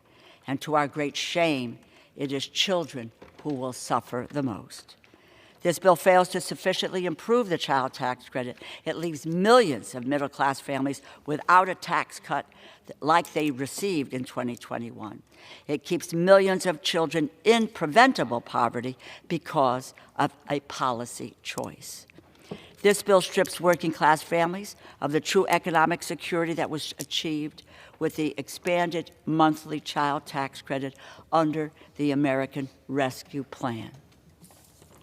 I understand that no bill that can become law, especially in a divided government like we have today, is going to be perfect or have everything that we want. I'm grateful for the hard work of Representatives Neal and Pelosi, Senators Bennett, Brown, Booker, and Wyden on the bill, and for the members who spoke out, who offered amendments to improve it. Representatives Del Bene, Sanchez, Moore, Congresswoman Moore is here today and will speak in short order, Representative Sewell and Representative Doggett. An extension of the expanded monthly child tax credit is what our constituents need and deserve. It worked better than any other federal program that we have seen. As I said, it lifted half of our children out of poverty, lowered the hunger rate in the United States by 26%. We lowered the child poverty rate, and today the rate has gone from 5.2% to 12.4%. And yes, working families, middle-class families, vulnerable families have seen their wages decline as a result of pulling the rug out from under them with the expiration of the child tax credit. It is the one best thing we can do to improve economic well-being and security of the most vulnerable American families and to bring back the largest middle-class tax cut in history. This was a lost opportunity. A lost opportunity. It leads the way to, in 2025, making the Trump tax credits, which benefited the richest 0.1% of the people in this country, the biggest corporations in this country. It leads the way to moving in that direction. It can't go there. We have to stop that, and we have to make sure that we will. I will look forward to continue that fight, to have an expanded and an improved child tax credit that we delivered for all families in 2021. And with that, what I want to do is to yield 4 minutes to the gentleman from Virginia, my colleague, Representative Scott, who is and will become the chair of the Education and Labor Committee come 2025. Congressman Scott is recognized. 4 minutes. Thank you. Thank you. Mr. Speaker, I thank the gentlelady for yielding. I want to thank her for her long-time commitment to the child tax credit. We know it works, and she's been the most dedicated advocate for the child tax credit that we have in the United States Congress today. Thank you, Rosa DeLauro. When congressional Democrats and President Biden enacted the American Rescue Plan in 2021 without a single Republican vote, we prioritized the economic well-being of working families with the expanded monthly child tax credit. The expanded child tax credit under the American Rescue Plan reached 61 million children and reduced child poverty by nearly half, lifting nearly 3 or 4 million children out of poverty. In contrast, this bill is expected to lift only 500,000 children out of poverty when it is fully phased in. So this is not an extension of the child tax credit that we passed in the American Rescue Plan. It is not as generous. It does not help the lowest income families, and unlike the ARP plan, there are no monthly checks. People do not pay their bills once a year. They pay them monthly. So the impact of this program will not nearly be as strong as the former child tax credit that we passed in the American Rescue Plan. And so this deal fails to reinstate the economic gains made for working families and fails to come anywhere close to the reduction in child poverty achieved under the American Rescue Plan.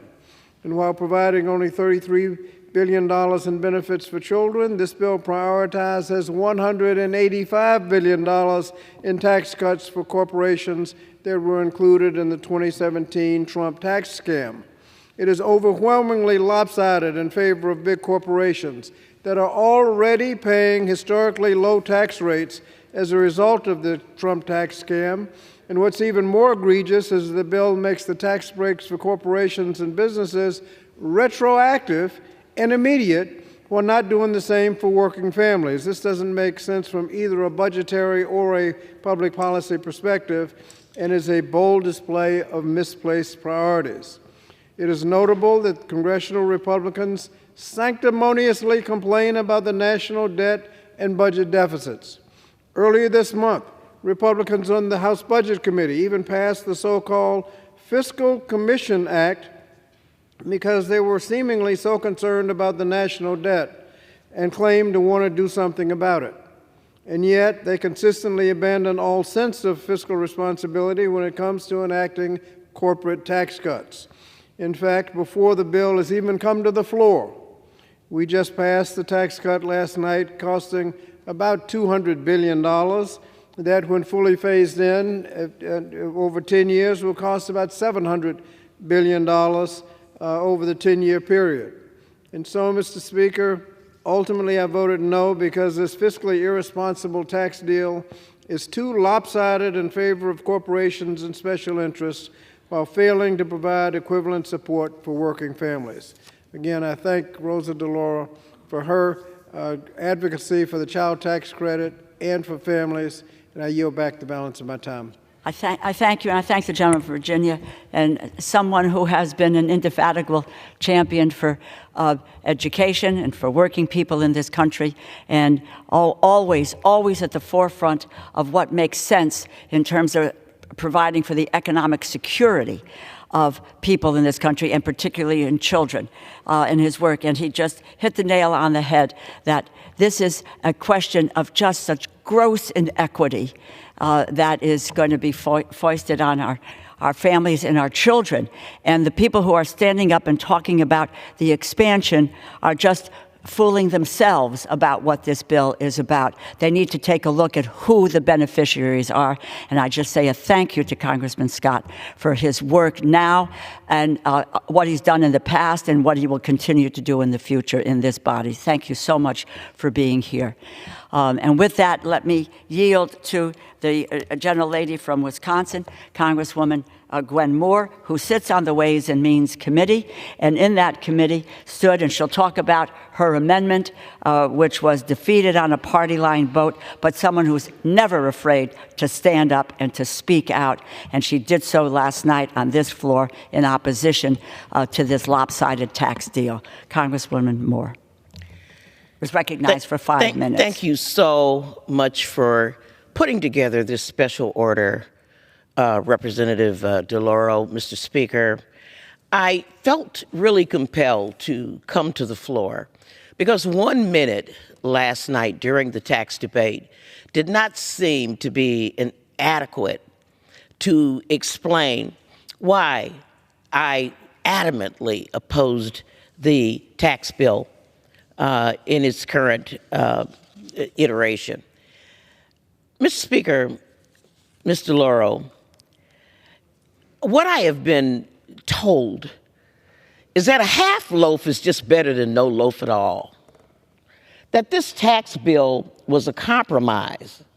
And that somehow, as a legislative body and as a legislator, we ought to be used to compromising.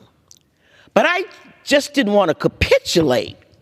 I didn't mind compromising, but I didn't want to capitulate. And it wasn't just that we passed this tax bill that supposedly was an improvement for the child tax credit, but we passed $600 billion of tax breaks for businesses, which is the job of the Ways and Means Committee. Mr. Speaker, I don't know what members of this body have against poor children. And why? Are we in some sort of Dickensian reality here? Charles Dickens, where 5-year-olds have to go to work to take care of themselves? So part of what is flawed about this so-called improvement in the child tax credit is that it relegates children's well-being and their ability to get a supplemental income based on their parents' income. So, if you're married and you're a stay-home mom and you make, your husband makes $399,000 a year, I'm happy that we provide you the full credit. Because even at that income level, we ought to recognize the tremendous expense that it is to raise children, and we ought to consider the benefits of providing shelter and good food and good nutrition for children. But why is it that those children in that home are more deserving of a supplement than a child who lives in a household where a parent makes less than $22,000 a year? Why? Why is it that this body perceives that the lowest income children living in those households, that their parents need to put in a greater work effort? Well, I asked the Joint Committee on Taxation to do a little arithmetic for me so that I could sort of understand the thinking behind what my colleagues were saying. They said people need to work. Children need to see their parents going to work before they just get this welfare money and this free money. Well, under current law, if single mom gets out there and gets herself a minimum wage job, doing her part, she's only required under our welfare policy to work 20 hours a week. But if she gets out there and finds herself 2 minimum wage jobs, paying $7.25 an hour, and she goes and does Uber or Instacart after she finishes her 2 part-time jobs, then and only then will she be eligible for the tax credit. And I don't know who takes care of her kids while she's working more than 40 hours per week in order to qualify for the child tax credit. I mean, that's just criminal. And as my colleagues have pointed out, in this same tax package, we have corporations that are getting stuff like research expensing You know, and I think R&D is a legitimate tax break. But some of it, there's research expensing that could hardly be called research. You know, we also provide billions of dollars for bonus depreciation, which is really quite wasteful in our economy for companies to be able to buy new equipment year after year after year, because they can expense it, write it off.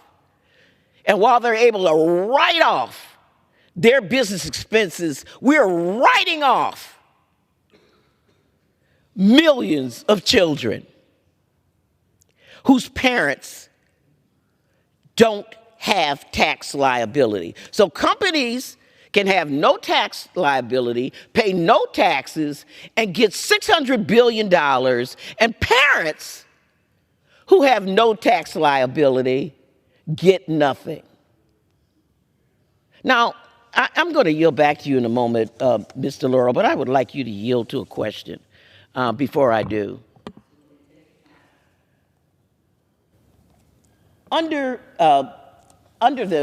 As a refundable tax credit, there are about 61 million children who are able to benefit from this provision. And yet, I see through all of the talking points and literature and analyses of this proposal, that we're just supposed to be happy with this half loaf because now 16 million kids and 400,000 more are going to benefit from this proposal. Is this correct? Let me just mention, and first of all, let me say thank you. And the point that you have made and that Congressman Scott made, these tax breaks for the richest corporations, they're immediate. They are immediate. The child tax credit, this has to be phased in over a 3-year period of time. And it is a lower number than they had with the original expanded monthly child tax credit, which was $3,000 for kids between 6 and 17, $3,600 for kids who are under 6. So it is a lower credit, and then they phase it in terms of refundability. And the most vulnerable kids are excluded altogether. And it is astounding that the inequity of all of that. Now, what we did with the child tax credit, which was in the American Rescue Plan, the monthly credit reached 61 million children. 61 million. 61 million children. And and there was about 4 million kids lifted out of poverty, almost half the kids in the U.S. lifted out of poverty. Now, what we're talking about in this tax deal is 400,000 kids. They talk about being lifted out of poverty versus 4 million. And the 16 million that's made reference to is some piece of it at some portion in some time during this phase-in, et cetera, will be the beneficiary of a much lower tax credit. And in addition to that, what people are saying is that we've expanded the child tax credit. Folks out there are going to believe that they're going to be getting what they got in 2021. And it's misinformation. It is just about trying to put a veneer on what's been done here and giving the biggest corporations that, and as Congressman Scott pointed out, in this three-year period, $185 billion versus $33 billion for the child tax credit. Don't tell me, give me the facts. And that's what we try to do. Mm-hmm. That's what we have tried to do in the last week since this proposal came out, is give people the information, the accurate information about what is here. And they're hiding it, And they're hiding it. And you know what? As I said, unbelievable missed opportunity. You know, I was told, I have to say this, I was told when we first went forward on the child tax credit, I wanted it to be permanent. They said, we can't do it, we can't afford permanence. I said, 5 years. Can't do it, can't afford it. 5 years. 3 years. Can't afford it.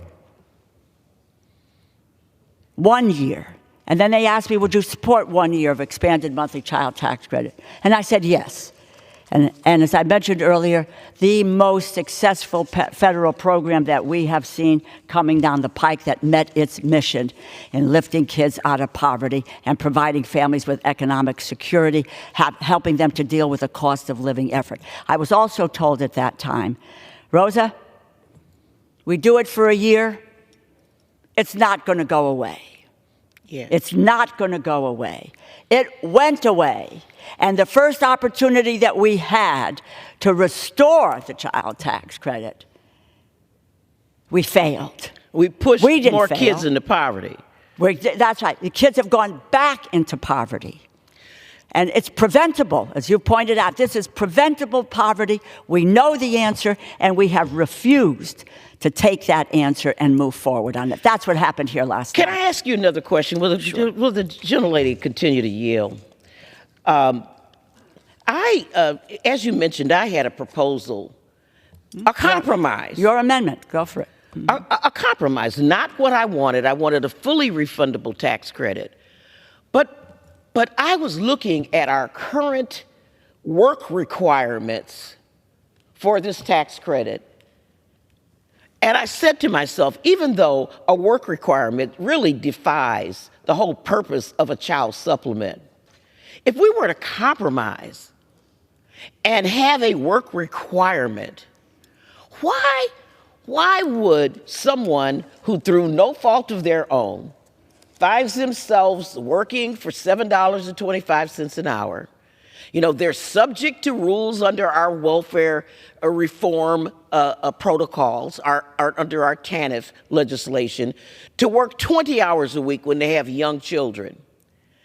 And I had the Joint Committee on Taxation do an analysis, and if a woman with 2 kids worked 20 hours a week, did everything that was expected of her, she still would not qualify for this tax credit.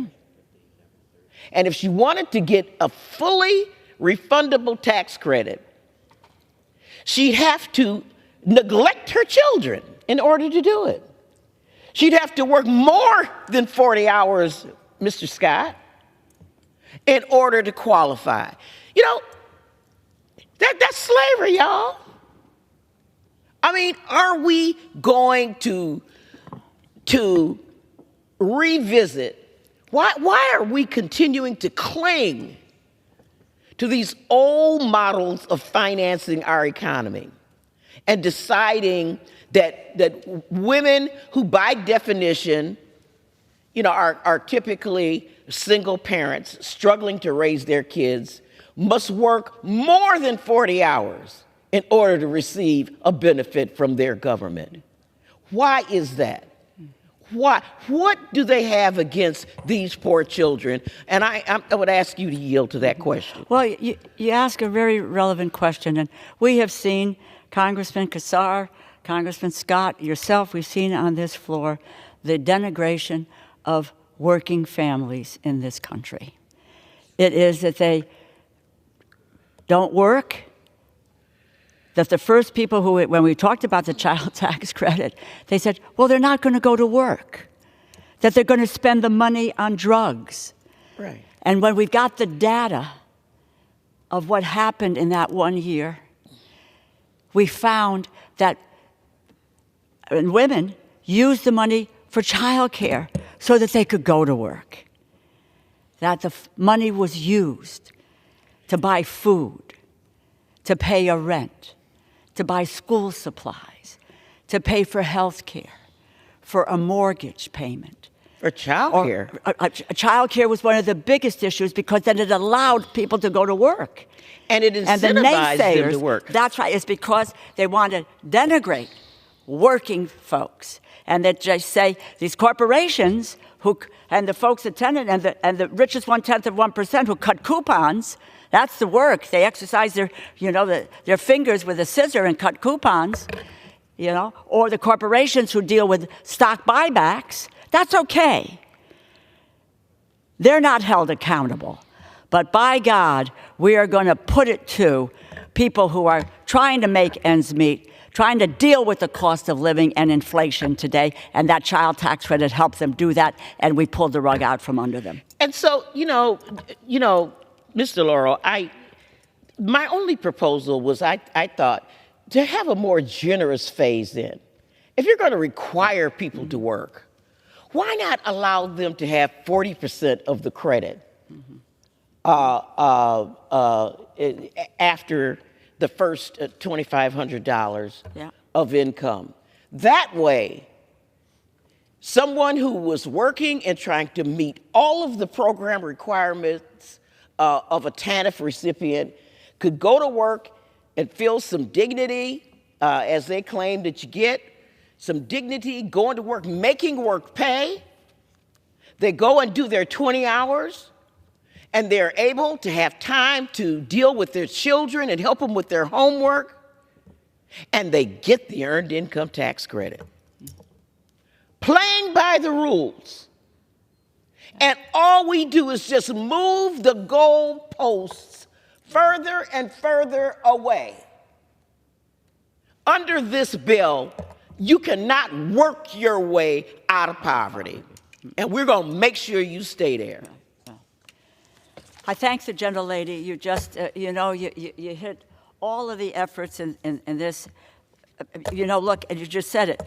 Children and families with $0 to $2,500 in earnings get nothing. And corporations who have avoided any kind of a tax liability get everything that they asked for. And the business community and the corporations put the red lines down, and when we had our red lines, they got blurred and we walked backward, and we gave them everything they wanted, and we made it retroactive and say, go for it, take it, laying the groundwork for next year. And we said, we're going to skimp on this child tax credit and make sure that it doesn't reach all of those who need to be reached in order for us to turn poverty around in this country, which we proved that we could do. And with that, I'm so delighted to be able to recognize Congressman from Texas, Greg Casar, who is recognized for 4 minutes, who stood up yesterday on this floor and voted no on this tax deal last night. Thank you for your interest. Thank you for your progressive nature on this stuff and for all of the issues that face working and middle-class families in this country and make this a more equitable society. I yield the gentleman 4 minutes. Thank you, Ranking Member. Mr. Speaker, I opposed the tax bill last night, and to me it was pretty simple, because whether I'm in Austin, Texas, or San Antonio, Texas, whether I'm in a group of seniors or with young people in front of more liberal constituents or conservative ones, one of the most common questions I get asked is, why is it that I and everyday Americans pay such a higher effective tax rate than some of the biggest corporations in this country? How is it that FedEx and T-Mobile would pay none, zero, in federal income tax at all? And the answer is, look no further than the bill that we voted to pass last night, which provided tens of billions, if not hundreds of billions, in giveaways and corporate tax breaks. Importantly, as folks have noted, packaged into the bill is a watered-down partial return of the child tax credit, which thankfully will help thousands of families. But for every dollar going to kids in the bill, $5 goes to corporations. So in short, instead of helping thousands of kids, we could have helped millions of kids. We have the money to pull kids out of poverty, to ensure that people in this country are housed and fed and educated. The money is there. In this case, the money was sitting right there in this bill, just in the wrong people's pockets. We have to be willing to move the money from corporate pockets over to kids and families. We could provide working class and middle class tax cuts. We just have to be willing to fight and negotiate harder to end the giveaways to billionaires. And ranking member, just like you, I'm open to compromise. But instead of a deal where corporations get $5 for every $1 that kids get, what about a compromise where kids get $5 for every dollar that corporations get? I oppose this bill because we can do so much better. It is such a missed opportunity. We have to be willing to say no to deals that are so lopsided that workers get crumbs while corporate executives get a full steak dinner. Thank you, and I yield back. You've made said very, very good points. A missed opportunity. That's the regret in all of this. Again, when I was told that you get it for a year, it's not going to go away. Well, not only did it go away, but it came back as a much watered down proposal. And what is equally troubling is the number of people who are out there saying that this is an expansion. It really is doublespeak to the American people. It isn't an expansion. It is moving backward. It's and the notion that half a loaf is better than none, something is better than nothing. We cannot afford that kind of a philosophy in going forward. That's not our job. Our job is to advocate for the American people, for those working families, those middle-class families, those vulnerable families, for children. That's what we should do here. And we have that obligation. When corporate profits have skyrocketed, $3 trillion in 2023, how do we, in good conscience, say, amen, you get millions and millions of dollars in a tax break. Your goal is to get to $600 billion. And we cannot draw that line in the sand and say no. I believe in research and development. We all do. But the inequity that is built into this tax package is stunning. And, to use the words of my colleague from Wisconsin, a capitulation of saying, amen, it's okay. And that we'll fight another day. No, we had a moment to fight. And we missed that moment. But we are not stopping. We are not stopping. I heard a lot of people last night say, well, we'll get to next year and we'll get that child tax credit to where it was.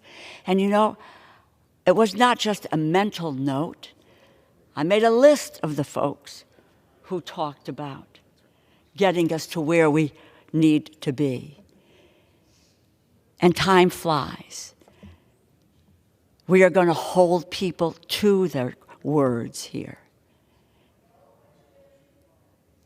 Or that it's not ever going to be permanent. Well, we're going to hold you to that as well. If we're going to make anything permanent, it has to be the child tax credit. It is the antidote to inflation. It allowed families to be able to achieve economic security that they had not seen in generations because their wages haven't gone up in generations. That's what's on the minds of people today, how they are going to economically survive. And we had that opportunity to give them that help.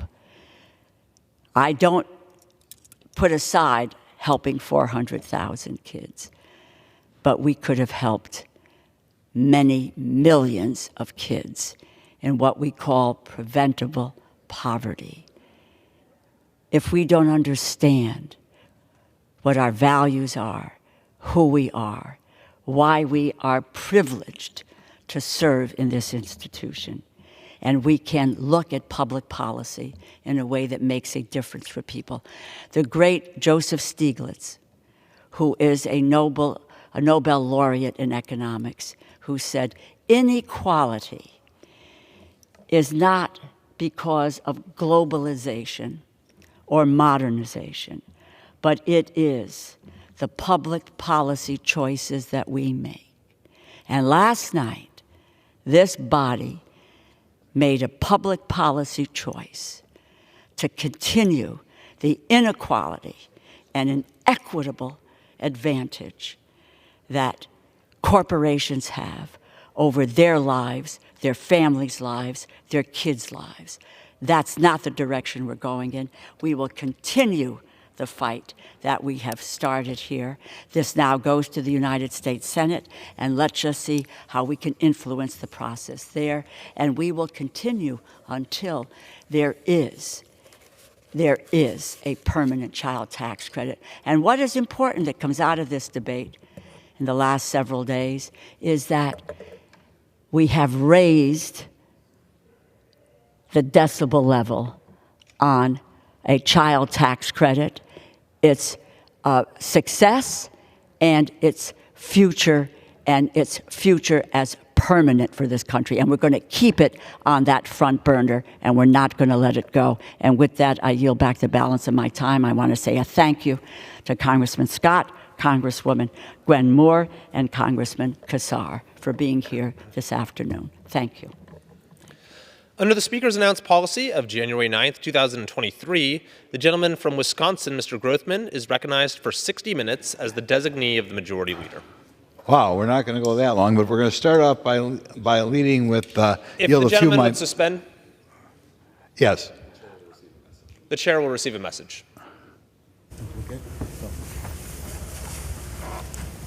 Mr. Speaker.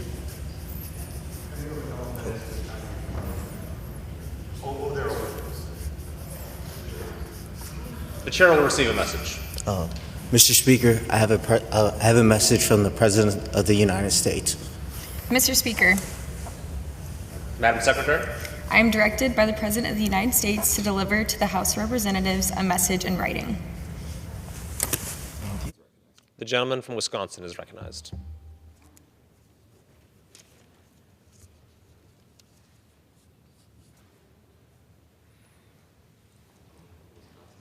The gentleman from Wisconsin is recognized. I'd like to yield, say, 3 minutes to Congressman Loudermilk. 4. Well, thank you to my good friend, and thank you, Mr. Speaker. I rise today to honor the service of someone who I believe is one of the best staff members in this institution, Mr. Tim Monahan. I first met Tim a few years ago during his tenure with the Committee on House Administration. And as with me, Tim has left a lasting impression on many here in Congress. Anyone who has ever met Tim probably remembers their first impression of the Gettysburg neighbor who some refer to as a grizzly with a Philly charm. As you get to know Tim, you learn just how steadfast, generous, and kind he really is.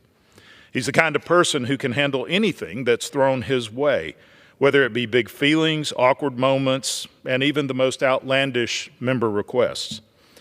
Tim first started on the Hill at the office of the CAO during Speaker Boehner's years, where he learned the nuts and bolts of our institution. Later, serving on the Legislative Branch Appropriations Committee, Tim deepened his institutional relationship while ensuring his work was for the greater benefit of the House. He joined Ranking Member Rodney Davis at the Committee on House Administration at the beginning of the 116th Congress, where his natural leadership skills quickly stood out, and he was soon appointed staff director for the committee. In 2023, Tim took over the House operations for Speaker Kevin McCarthy, where he remained a steady hand during several unprecedented moments, including staying on through the transitions of Speaker Pro Tem McHenry and now Speaker Mike Johnson. So much could be said about Tim's dedication to our institution and the people working here. I could talk about his vital role reopening the House post-pandemic, His conflict resolution skills, his role in the first House filibuster, his helping Congressman Davis carry Representative Wright to safety on January 6, 2021, staffing a historic 15 rounds of votes for the Speaker of the House, his mentorship and leadership for the past 15 years, or his deep, resolute patriotism. Tim possesses an honor and respect for the halls of Congress that is admired by many. He gets to know and cares about all of those who work within its walls and works hard to ensure that our Capitol remains a functional beacon of our constitutional republic. Tim's legacy in the House will be his strong character and his servant leadership. Everyone who knows Tim is better for it. And now, as he prepares to leave the House, our institution is better thanks to his service. Tim, we wish you all the best in this next chapter of your life. Hopefully, your departure from the House will allow more time with you, with your lovely wife, Marissa, your baby daughter, Marion, and your puppy, Bella. Some of the staffers you've worked with have had some parting wishes for you. We hope the soup is plentiful in the next cafeteria, the nuts are absent, and that you have more time to listen to J-Lo and dream of Tiger Woods' comebacks. And please, they said, if you ever try the grocery store sushi, Pringles, and kombucha combo again, please don't share. But to me, Tim has been not only a great member of the House staff, but he has been a close, confident, and a good friend. He's been instrumental in helping me with some of the greatest moments in my tenure as a member of Congress, but he has also helped me through some of the most difficult times. Tim Monahan is the gold standard of this institution, and more should aspire to be like him. Tim, we will miss you. God bless you. And I yield back. Thank you very much. Going to comment on a variety of things. Like always, I like to use this time to bring the chair's attention to stories that I don't feel our mainstream media is doing an adequate job of covering. A couple comments before I delve into these 5 stories. First of all, Congressman Loudermilk gave a shout out to one of his staffers who's leaving. This will be the final week that Kyle Amato of my office will be working for me, and I'd like to thank him publicly for the great job he does, particularly putting out the newsletters that everyone around the 6th Congressional District in Wisconsin like. The second thing I'd like to do is I really didn't care for the form of the child tax credit that's been discussed so much today, but I would like to thank the people for putting it together for this one reason. Normally around here, when we pass legislation designed to benefit the children, we leave out the children of what I'll call the working middle class. In other words, if you are hardly working at all, certainly if there's not a man in the house, this institution gives more and more benefits to people that demographic. But we did something the other day which is almost unheard of. We extended those benefits to the middle class. So while there are certainly problems with the way it's laid out, if you're a married couple making $120,000 a year and have a couple kids, you're going to get the child credits just as you would if you weren't working at all. So small favors, but I'd like to point that out. Now, the first issue that I don't think has been adequately addressed around here is there has been, I think, misinformation spread on the conflict between Israel and Hamas or Israel and Gaza. And we're supposed to be very sensitive and say Hamas is one group and Gaza is another group. But in fact, Hamas, at least the polls show, is wildly popular in the West Bank and also, of course, popular in Gaza. And in Gaza, they elected Hamas. I think too many people feel it's a historical conflict, and in a way, we heard this from a speech from a prominent American earlier today, they're kind of treated as two sides of the same coin. In fact, that is not true, and I'd like to talk a little bit more about the people in Gaza should be so lucky, so grateful, realize how lucky and grateful they are that they are living so close to Israel. there are far too many Americans in general, and congressmen in particular, who define this conflict as between two sides apparently equal or close to equal. In fact, Gaza has been treated incredibly fairly and generously by Israel. When Gaza was set up as kind of an independent, I don't know what you'd call it, principality a while ago, the Israelis removed the Jewish temples from the area, despite the fact that in Israel proper, there are 400 Muslim mosques, but in Gaza, Israel felt, well, okay, if they don't want them, they shouldn't have to put up with temples in that area. Not only that, they physically removed Israelis who were living in Gaza. Maybe you remember this. Physically grabbed and removed them from Gaza to the rest of Israel. So apparently the Gazans did not have to put up with Jews living in Gaza. I mean, that was bending over backwards. It was almost barbaric. Then Gazans were able to work in Israel. Israel's a wildly successful Western country on the Mediterranean. And as the result, I think the second biggest source of revenue for people in Gaza was working in businesses in Israel. That is their major source of income, along with foreign welfare that they didn't work for at all, that largely comes from Europe. When Gaza was set up as an independent or somewhat independent principality, they were given greenhouses so they could take over those businesses and make money. Of course, the Palestinians on their own destroyed the greenhouses because they didn't want to accept something that was tainted by previously being Jewish businesses, which is kind of offensive, and I don't think the public knows that enough. Even before the savage attacks in October, and I think one way you can tell whether you are put upon and have things tough or whether you have things easy is other people want to be like you or are people running away from you.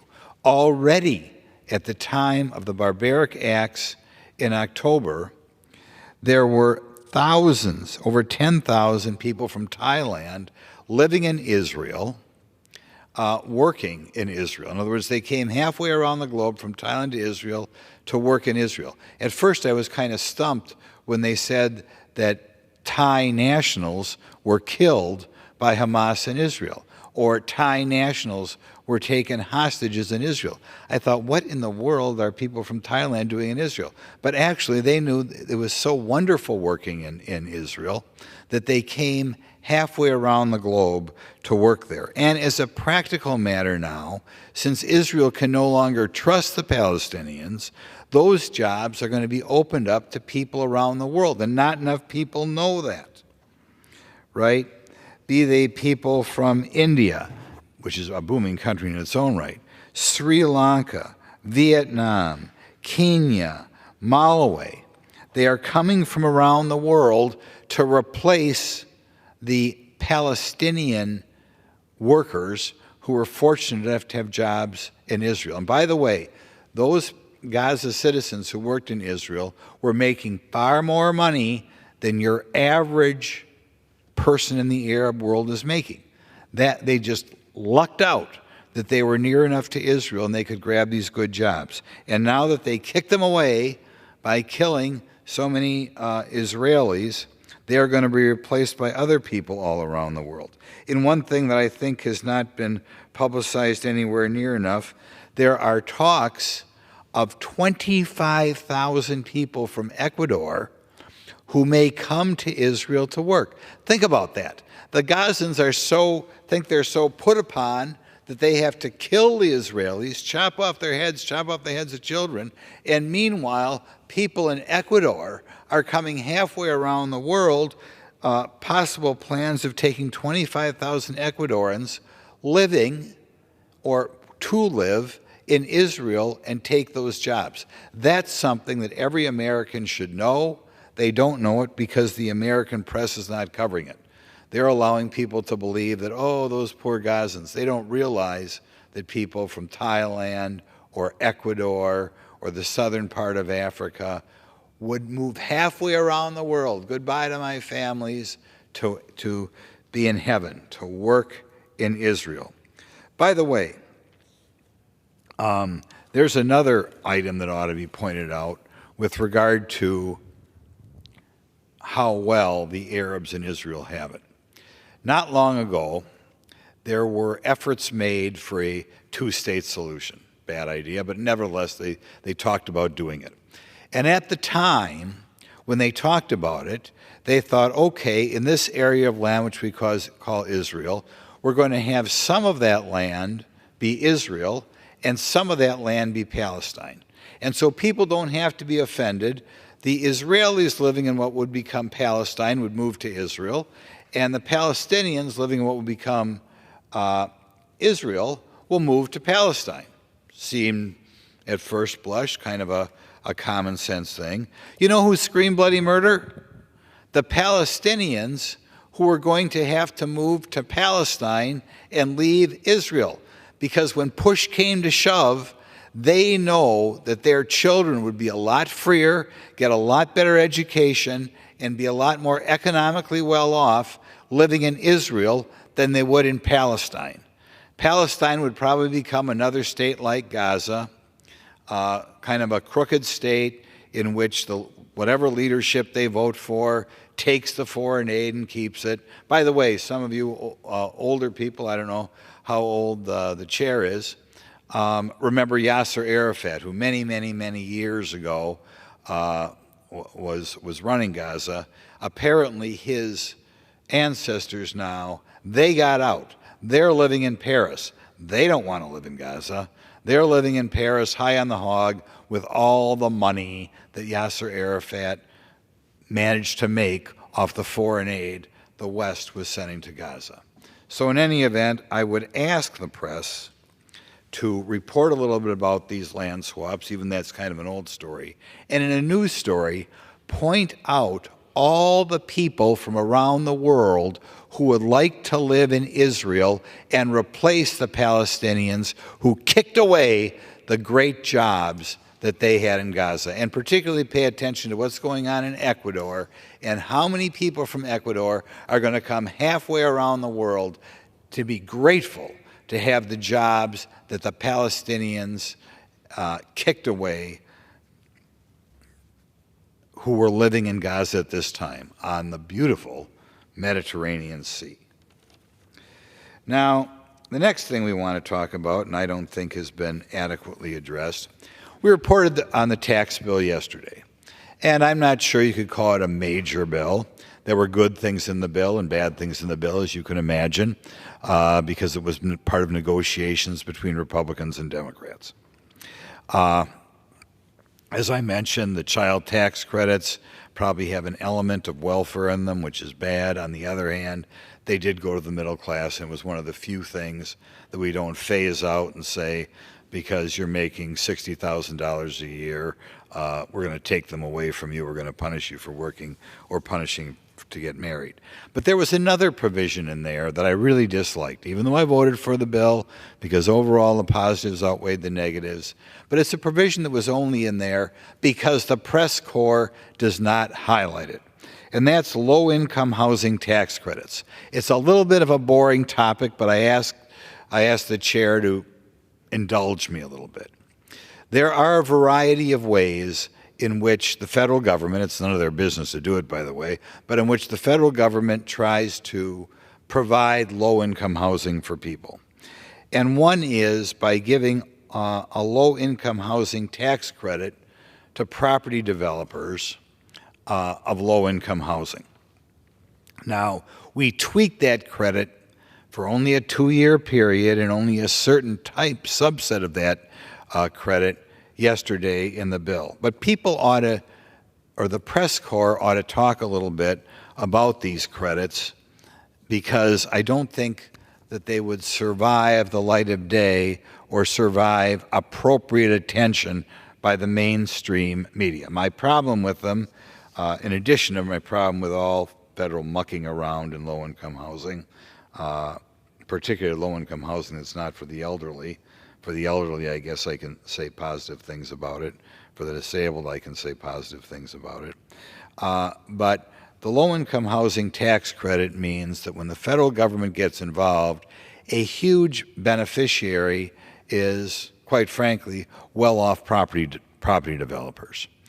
And so you understand what happens when developers take advantage of the low-income housing tax credit. They get a credit equal to 9% of the total cost for a 10-year period. Because there's a time value of money, it means that when they build low-income housing, the government pays for 70%. In other words, if I'm a well-off property housing developer, the government gives me 70% of the cost of that building, and I only have to put in 30%. At a minimum, there are, I'm told, places around the country where the state and local governments give them further incentives. Obviously, the idea, and I think a lot of these people, by the way, make campaign contributions. I think they're politically well connected, as you can imagine, to take advantage of such a generous credit. But in any event, it is a very complicated thing. You might say, what happens if the property developer does not have income tax to offset with the credit? And what happens is then they sell the credits to somebody else, frequently banks. So we not only have beneficiaries of what is supposed to help with the low-income people go to an incredibly generous subsidy to property developers, but banks are able to use the credit to show the FDIC or whoever, the banking regulators, that they are socially conscious, so they get a little bit of a benefit there as well. There are some anecdotes I've heard about this. Oh, and by the way, an accounting firm puts out an explanation of the tax credit. Tax credit by itself kind of makes your eyes glaze over. People wonder where paperwork comes from. The accounting firm that puts it out devotes 1,400 pages to an explanation for a credit. Even if there are other things you like, you should know if Congress is passing a program that takes 1,400 pages to explain, you know it's a bad program. And I think, by the way, it's complicated on purpose, so you confuse congressmen into voting for it.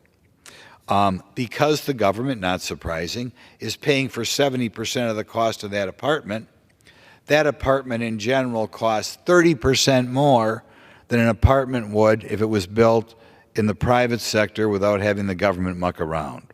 So right off the bat, there's a big problem there. I know a property developer in Wisconsin who builds normal apartments, not aimed for low-income housing, not taking advantage of the generous credit. He tells me that the people with the low-income housing credit frequently outbid him for the land because the government's paying for 70% of the cost. Think about that. So if you want somebody to build apartments for the middle class, they can't get the prime location in town because the low-income credit is so generous that the person with the low-income housing will always outbid them. Another thing that happens when the government pays 70% of the cost of something, you have a nicer apartment, because after 20 years it's no longer low-income housing, a nicer apartment that people who don't have low-income housing have. And I've heard that complaint. I've heard people looking for new apartments and they find the nicest apartments in town they're not eligible for because they're the low-income housing units, which of course is what happens when the government pays for 70% of the cost of the unit. Not to mention there's the possibility for crookedness there, because if the government is paying 70% of the cost of anything, doesn't it encourage your subcontractors and what to jack up the prices because the government's paying for 70%? Of course it is. Now, this new increase in generosity in the low-income housing credit will expire in 2 years. They were able to get this thing through because naive people thought it was, who first of all thought it was the federal government's business to get involved in all, but nice people felt that the low-income housing tax credit benefited low-income people. They didn't realize it was a payoff to well-connected property tax developers.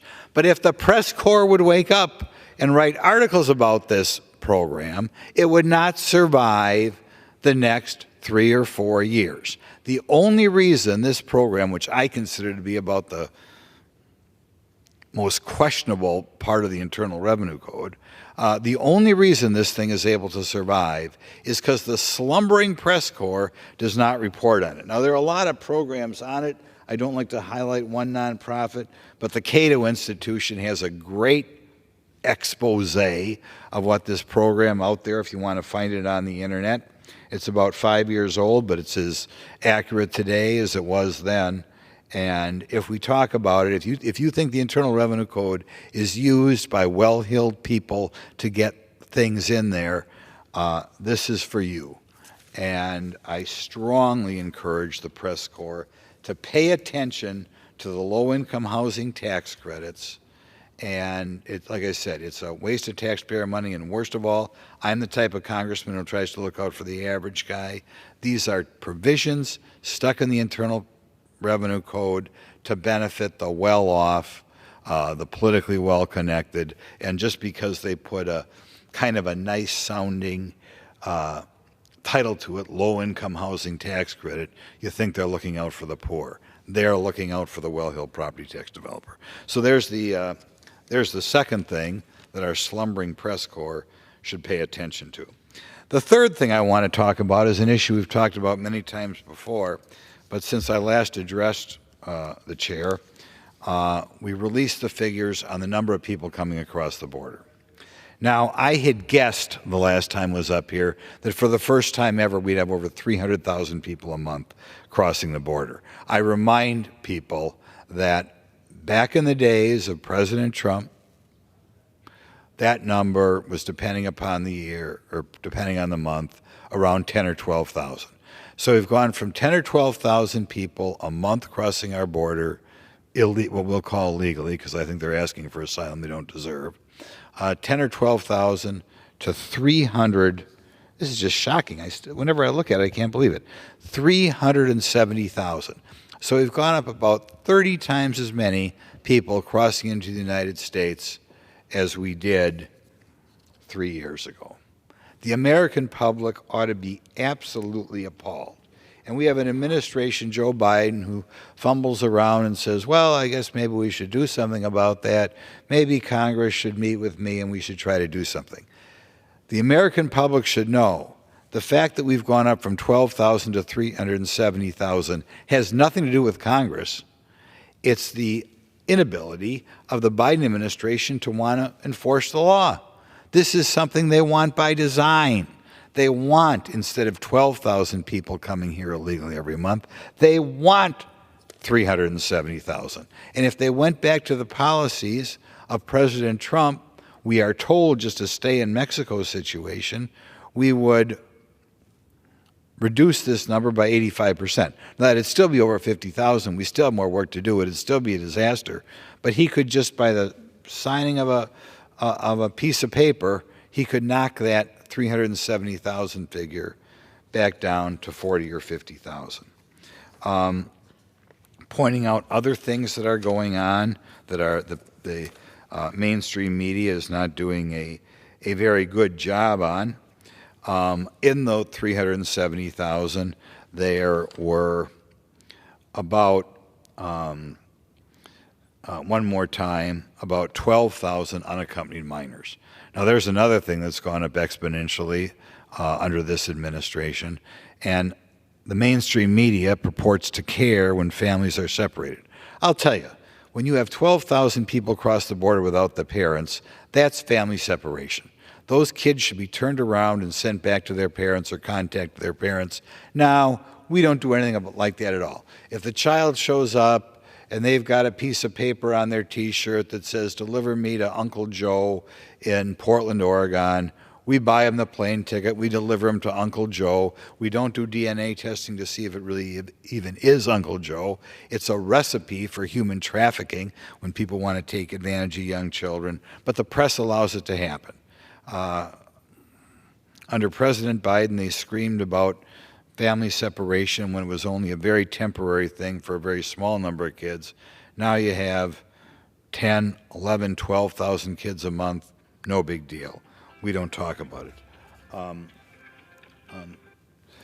Okay. The next thing to remember is that even once these kids are placed with sponsors, the Biden administration does not follow up to see where they are. And estimates vary, but somehow, I think somewhere between 30 and 80,000 kids we've lost track of. In other words, we let 15, 14, 12-year-olds in the country, and after a few months, we don't even know where they are. So I would strongly encourage the press corps to report on the volume of people who came here in December. Even I, who am as opposed to the Biden administration as anybody, I was expecting that number to come in 310,000, 320,000. Instead, 370,000. They blew away the old record by by about 50,000, more than I ever would have dreamed. And we have to remember, in addition to all the people coming into our country, changing our country, committing crimes in our country, in addition to that, we have a situation in which they are bringing drugs in the country. And we have to remember that over 100,000 of our citizens are dying every year from illegal drug overdoses. You would think anybody who cared about this 100,000, I know there's some hard-hearted people, they took the drugs themselves, we don't care. Apparently the Biden administration is in that category because they aren't doing much to stop it. But you would think any normal president, just to save the 100,000 lives and prevent all these drugs from coming to the country, would close the border on that alone. But the press, again, does not report it. I was old enough to remember the Vietnam War. In 12 years in the Vietnam War, 57,000 American troops died. And it was reported constantly and should have been reported constantly. That was news when our troops were dying in Vietnam. 57,000 over 12 years. Now we have 108,000 every year dying from illegal drug overdoses. It happens in county after county, and it's like swept under the rug because the mainstream media doesn't want to embarrass the Biden administration, so we don't talk about 108,000 people a year dying. And of course, any effort made to close the border, any effort made to prevent it? No. No effort made to prevent it. It's a story that every local newspaper in the country, they're easy to find, they ought to be reporting not only the number for America as a whole, they ought to be pointing out how many people died, say, in the state of Wisconsin or wherever their state the paper is in. They should report how many people were dying in the county, and you will find out it is, I would think, for almost every county in the state, in the country, probably every county in the state. If you added up all the murders and all the car accidents together, the number of people who are dying of illegal drugs is way over that total. But we put car accidents with fatalities in the paper all the time because it's a tragic thing. People like to read about it or want to be informed about it. We put, obviously, local murders in the paper all the time. 180,000 Americans dying every year with spouses, with parents, with children. Let's sweep it under the rug, says the mainstream media. I'll tell you, if you put that in there, people would pay attention to those stories. Next issue that I don't think has been covered enough, and I'll talk about more next week, but we had a committee hearing on my subcommittee, one more committee hearing on wokeness in the military. Our current General Brown, who was previously head of the Air Force and now head of the Joint Chiefs of Staff, prior to coming in the Joint Chiefs of Staff, publicly said that he wanted to reduce the number of officers in the military from 67% white men down to 43% white men. I walk around my district and I ask average people, I said, do you know the most important member of the military in the country has said his public goal is to reduce the number of white officers in the military from 67% to 43%?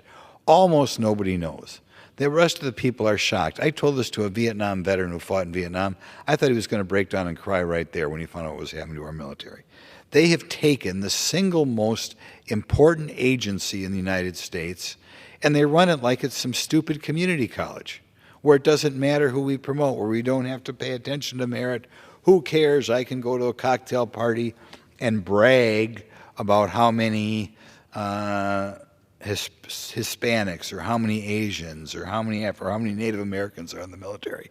I no longer brag about how good my military is, how strong it is. I brag about how diverse it is. The press does not know what's going on here. And in my committee, there were inferences that we also were playing games with who gets into our military academies, West Point, Air Force Academy, Annapolis.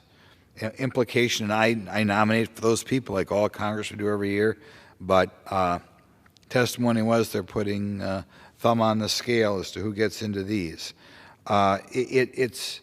It's just offensive. It's mirrored what goes on in other parts of the country. They pay people $190,000 a year to be diversity experts, to say, oh, this person is registered as this person's registered as that. I believe when they do it like they do in the private sector and have been doing this for 50 years. You self-identify, so we keep this fiction going that if you're 1/4 Peruvian, that you're a protected minority, you bring a diverse view of the world. I don't know why, if somebody has a grandmother who's Peruvian and grew up in Silver Spring, Maryland, you have a unique view of the world, and it's important to give you preferences to get promotion in the military, but that's apparently how we're operating right now. But in any event, all of the American public should be aware of that. If our military is not #1 in the world, we're going to be in big trouble, baby. One of the only reasons why we are #1 in the world is because we do have the strongest military of the world. And to begin to say our promotion should no longer be based on merit, but should be based on looking around and finding somebody from, I don't know, South Africa or whatever, is preposterous. Now, I'll remind the chair one more time that we're adding a new minority group to be given preferences to right now. President Biden wants North Africans and Middle Eastern people, if you draw a line from Morocco all the way to Iran, he wants them considered a special group who is in need of protection as well. So this will mean that if somebody immigrates here from, say, Egypt, and President Biden gets what he wants, they will also be considered a special case and need a special protection and being given preference over the native born. It's so divisive. Not only do you not have the best people necessarily getting the job, but it's so divisive because you are teaching our military rather than we're all one unit, we're all American. You're taking the military and say you should walk around with a chip on your shoulder. You're a Hispanic American. You're an African American. You're a Native American. You're an Asian American. You're a Middle Eastern American. And just the beginning of the end. I strongly hope when we come to the appropriations bill, and we made some progress, not as much progress as we wanted in the authorizing bill, but I hope that our team, when it comes to the appropriations bill, removes all of these horrible DPI positions. Our military, a lot of people tell us it's underfunded. I'm not sure that's true, but people tell us that to pay $190,000 a year for these people is, quite frankly, ridiculous. Now, and it's something that should be reported in the mainstream media. My fifth story that we're going to cover today that the mainstream media is going to not pay attention to is we had a prayer breakfast earlier this morning in the Capitol. In the past, we had that prayer breakfast outside the Capitol. We'd take a bus a mile away or rent something in a hotel. Today, we did it right here in the Capitol, which is fine, saved a few bucks, that was good.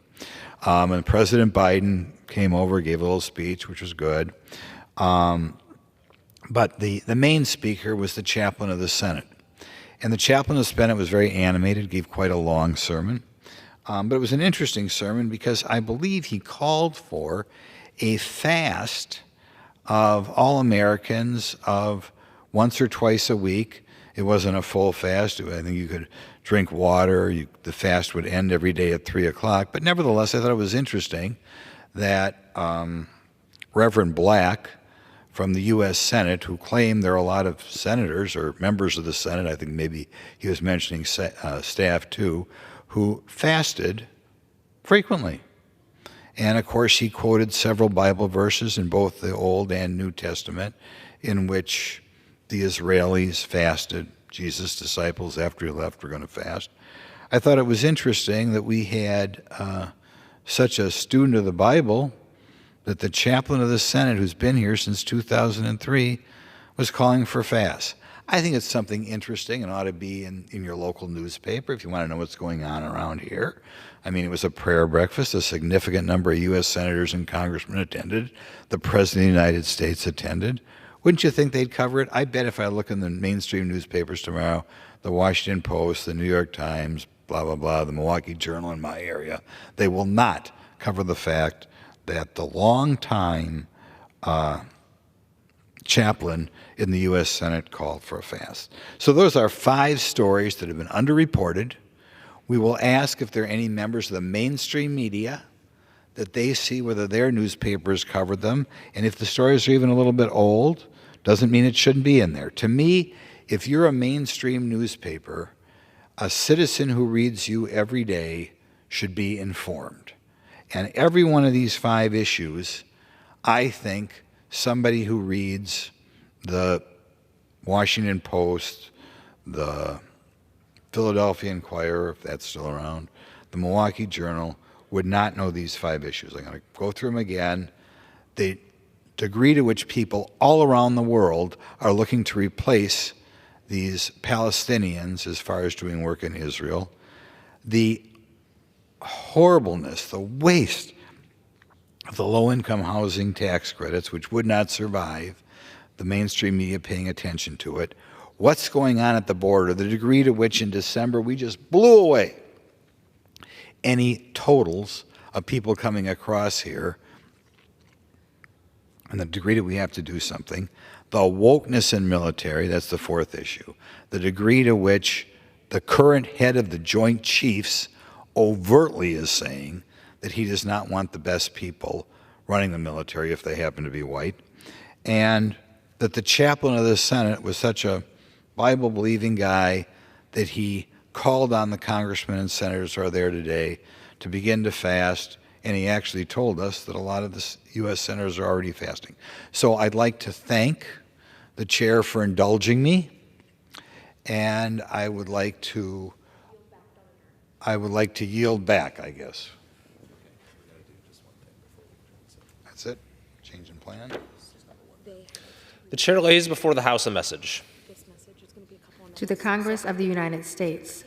Pursuant to the International Emergency Economic Powers Act, 50 United States Code 1701 et sec, IEEPA, the National Emergencies Act, 50 United States Code 1601 et sec, Section 212F and Section 215A of the Immigration and Nationality Act of 1952, 8 United States Code 1182F, and 8 United States Code 1185A, and Section 301 of Title III United States Code, I hereby report that I have issued an executive order declaring a national emergency to deal with the threat posed by the situation in the West Bank, including in particular high levels of extremist settler violence, forced displacement of people and villages, and property destruction.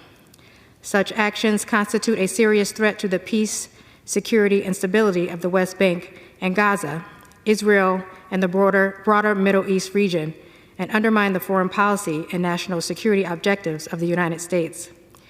I find that these actions constitute an unusual and extraordinary threat to the national security and foreign policy of the United States, and I have declared a national emergency to deal with that threat.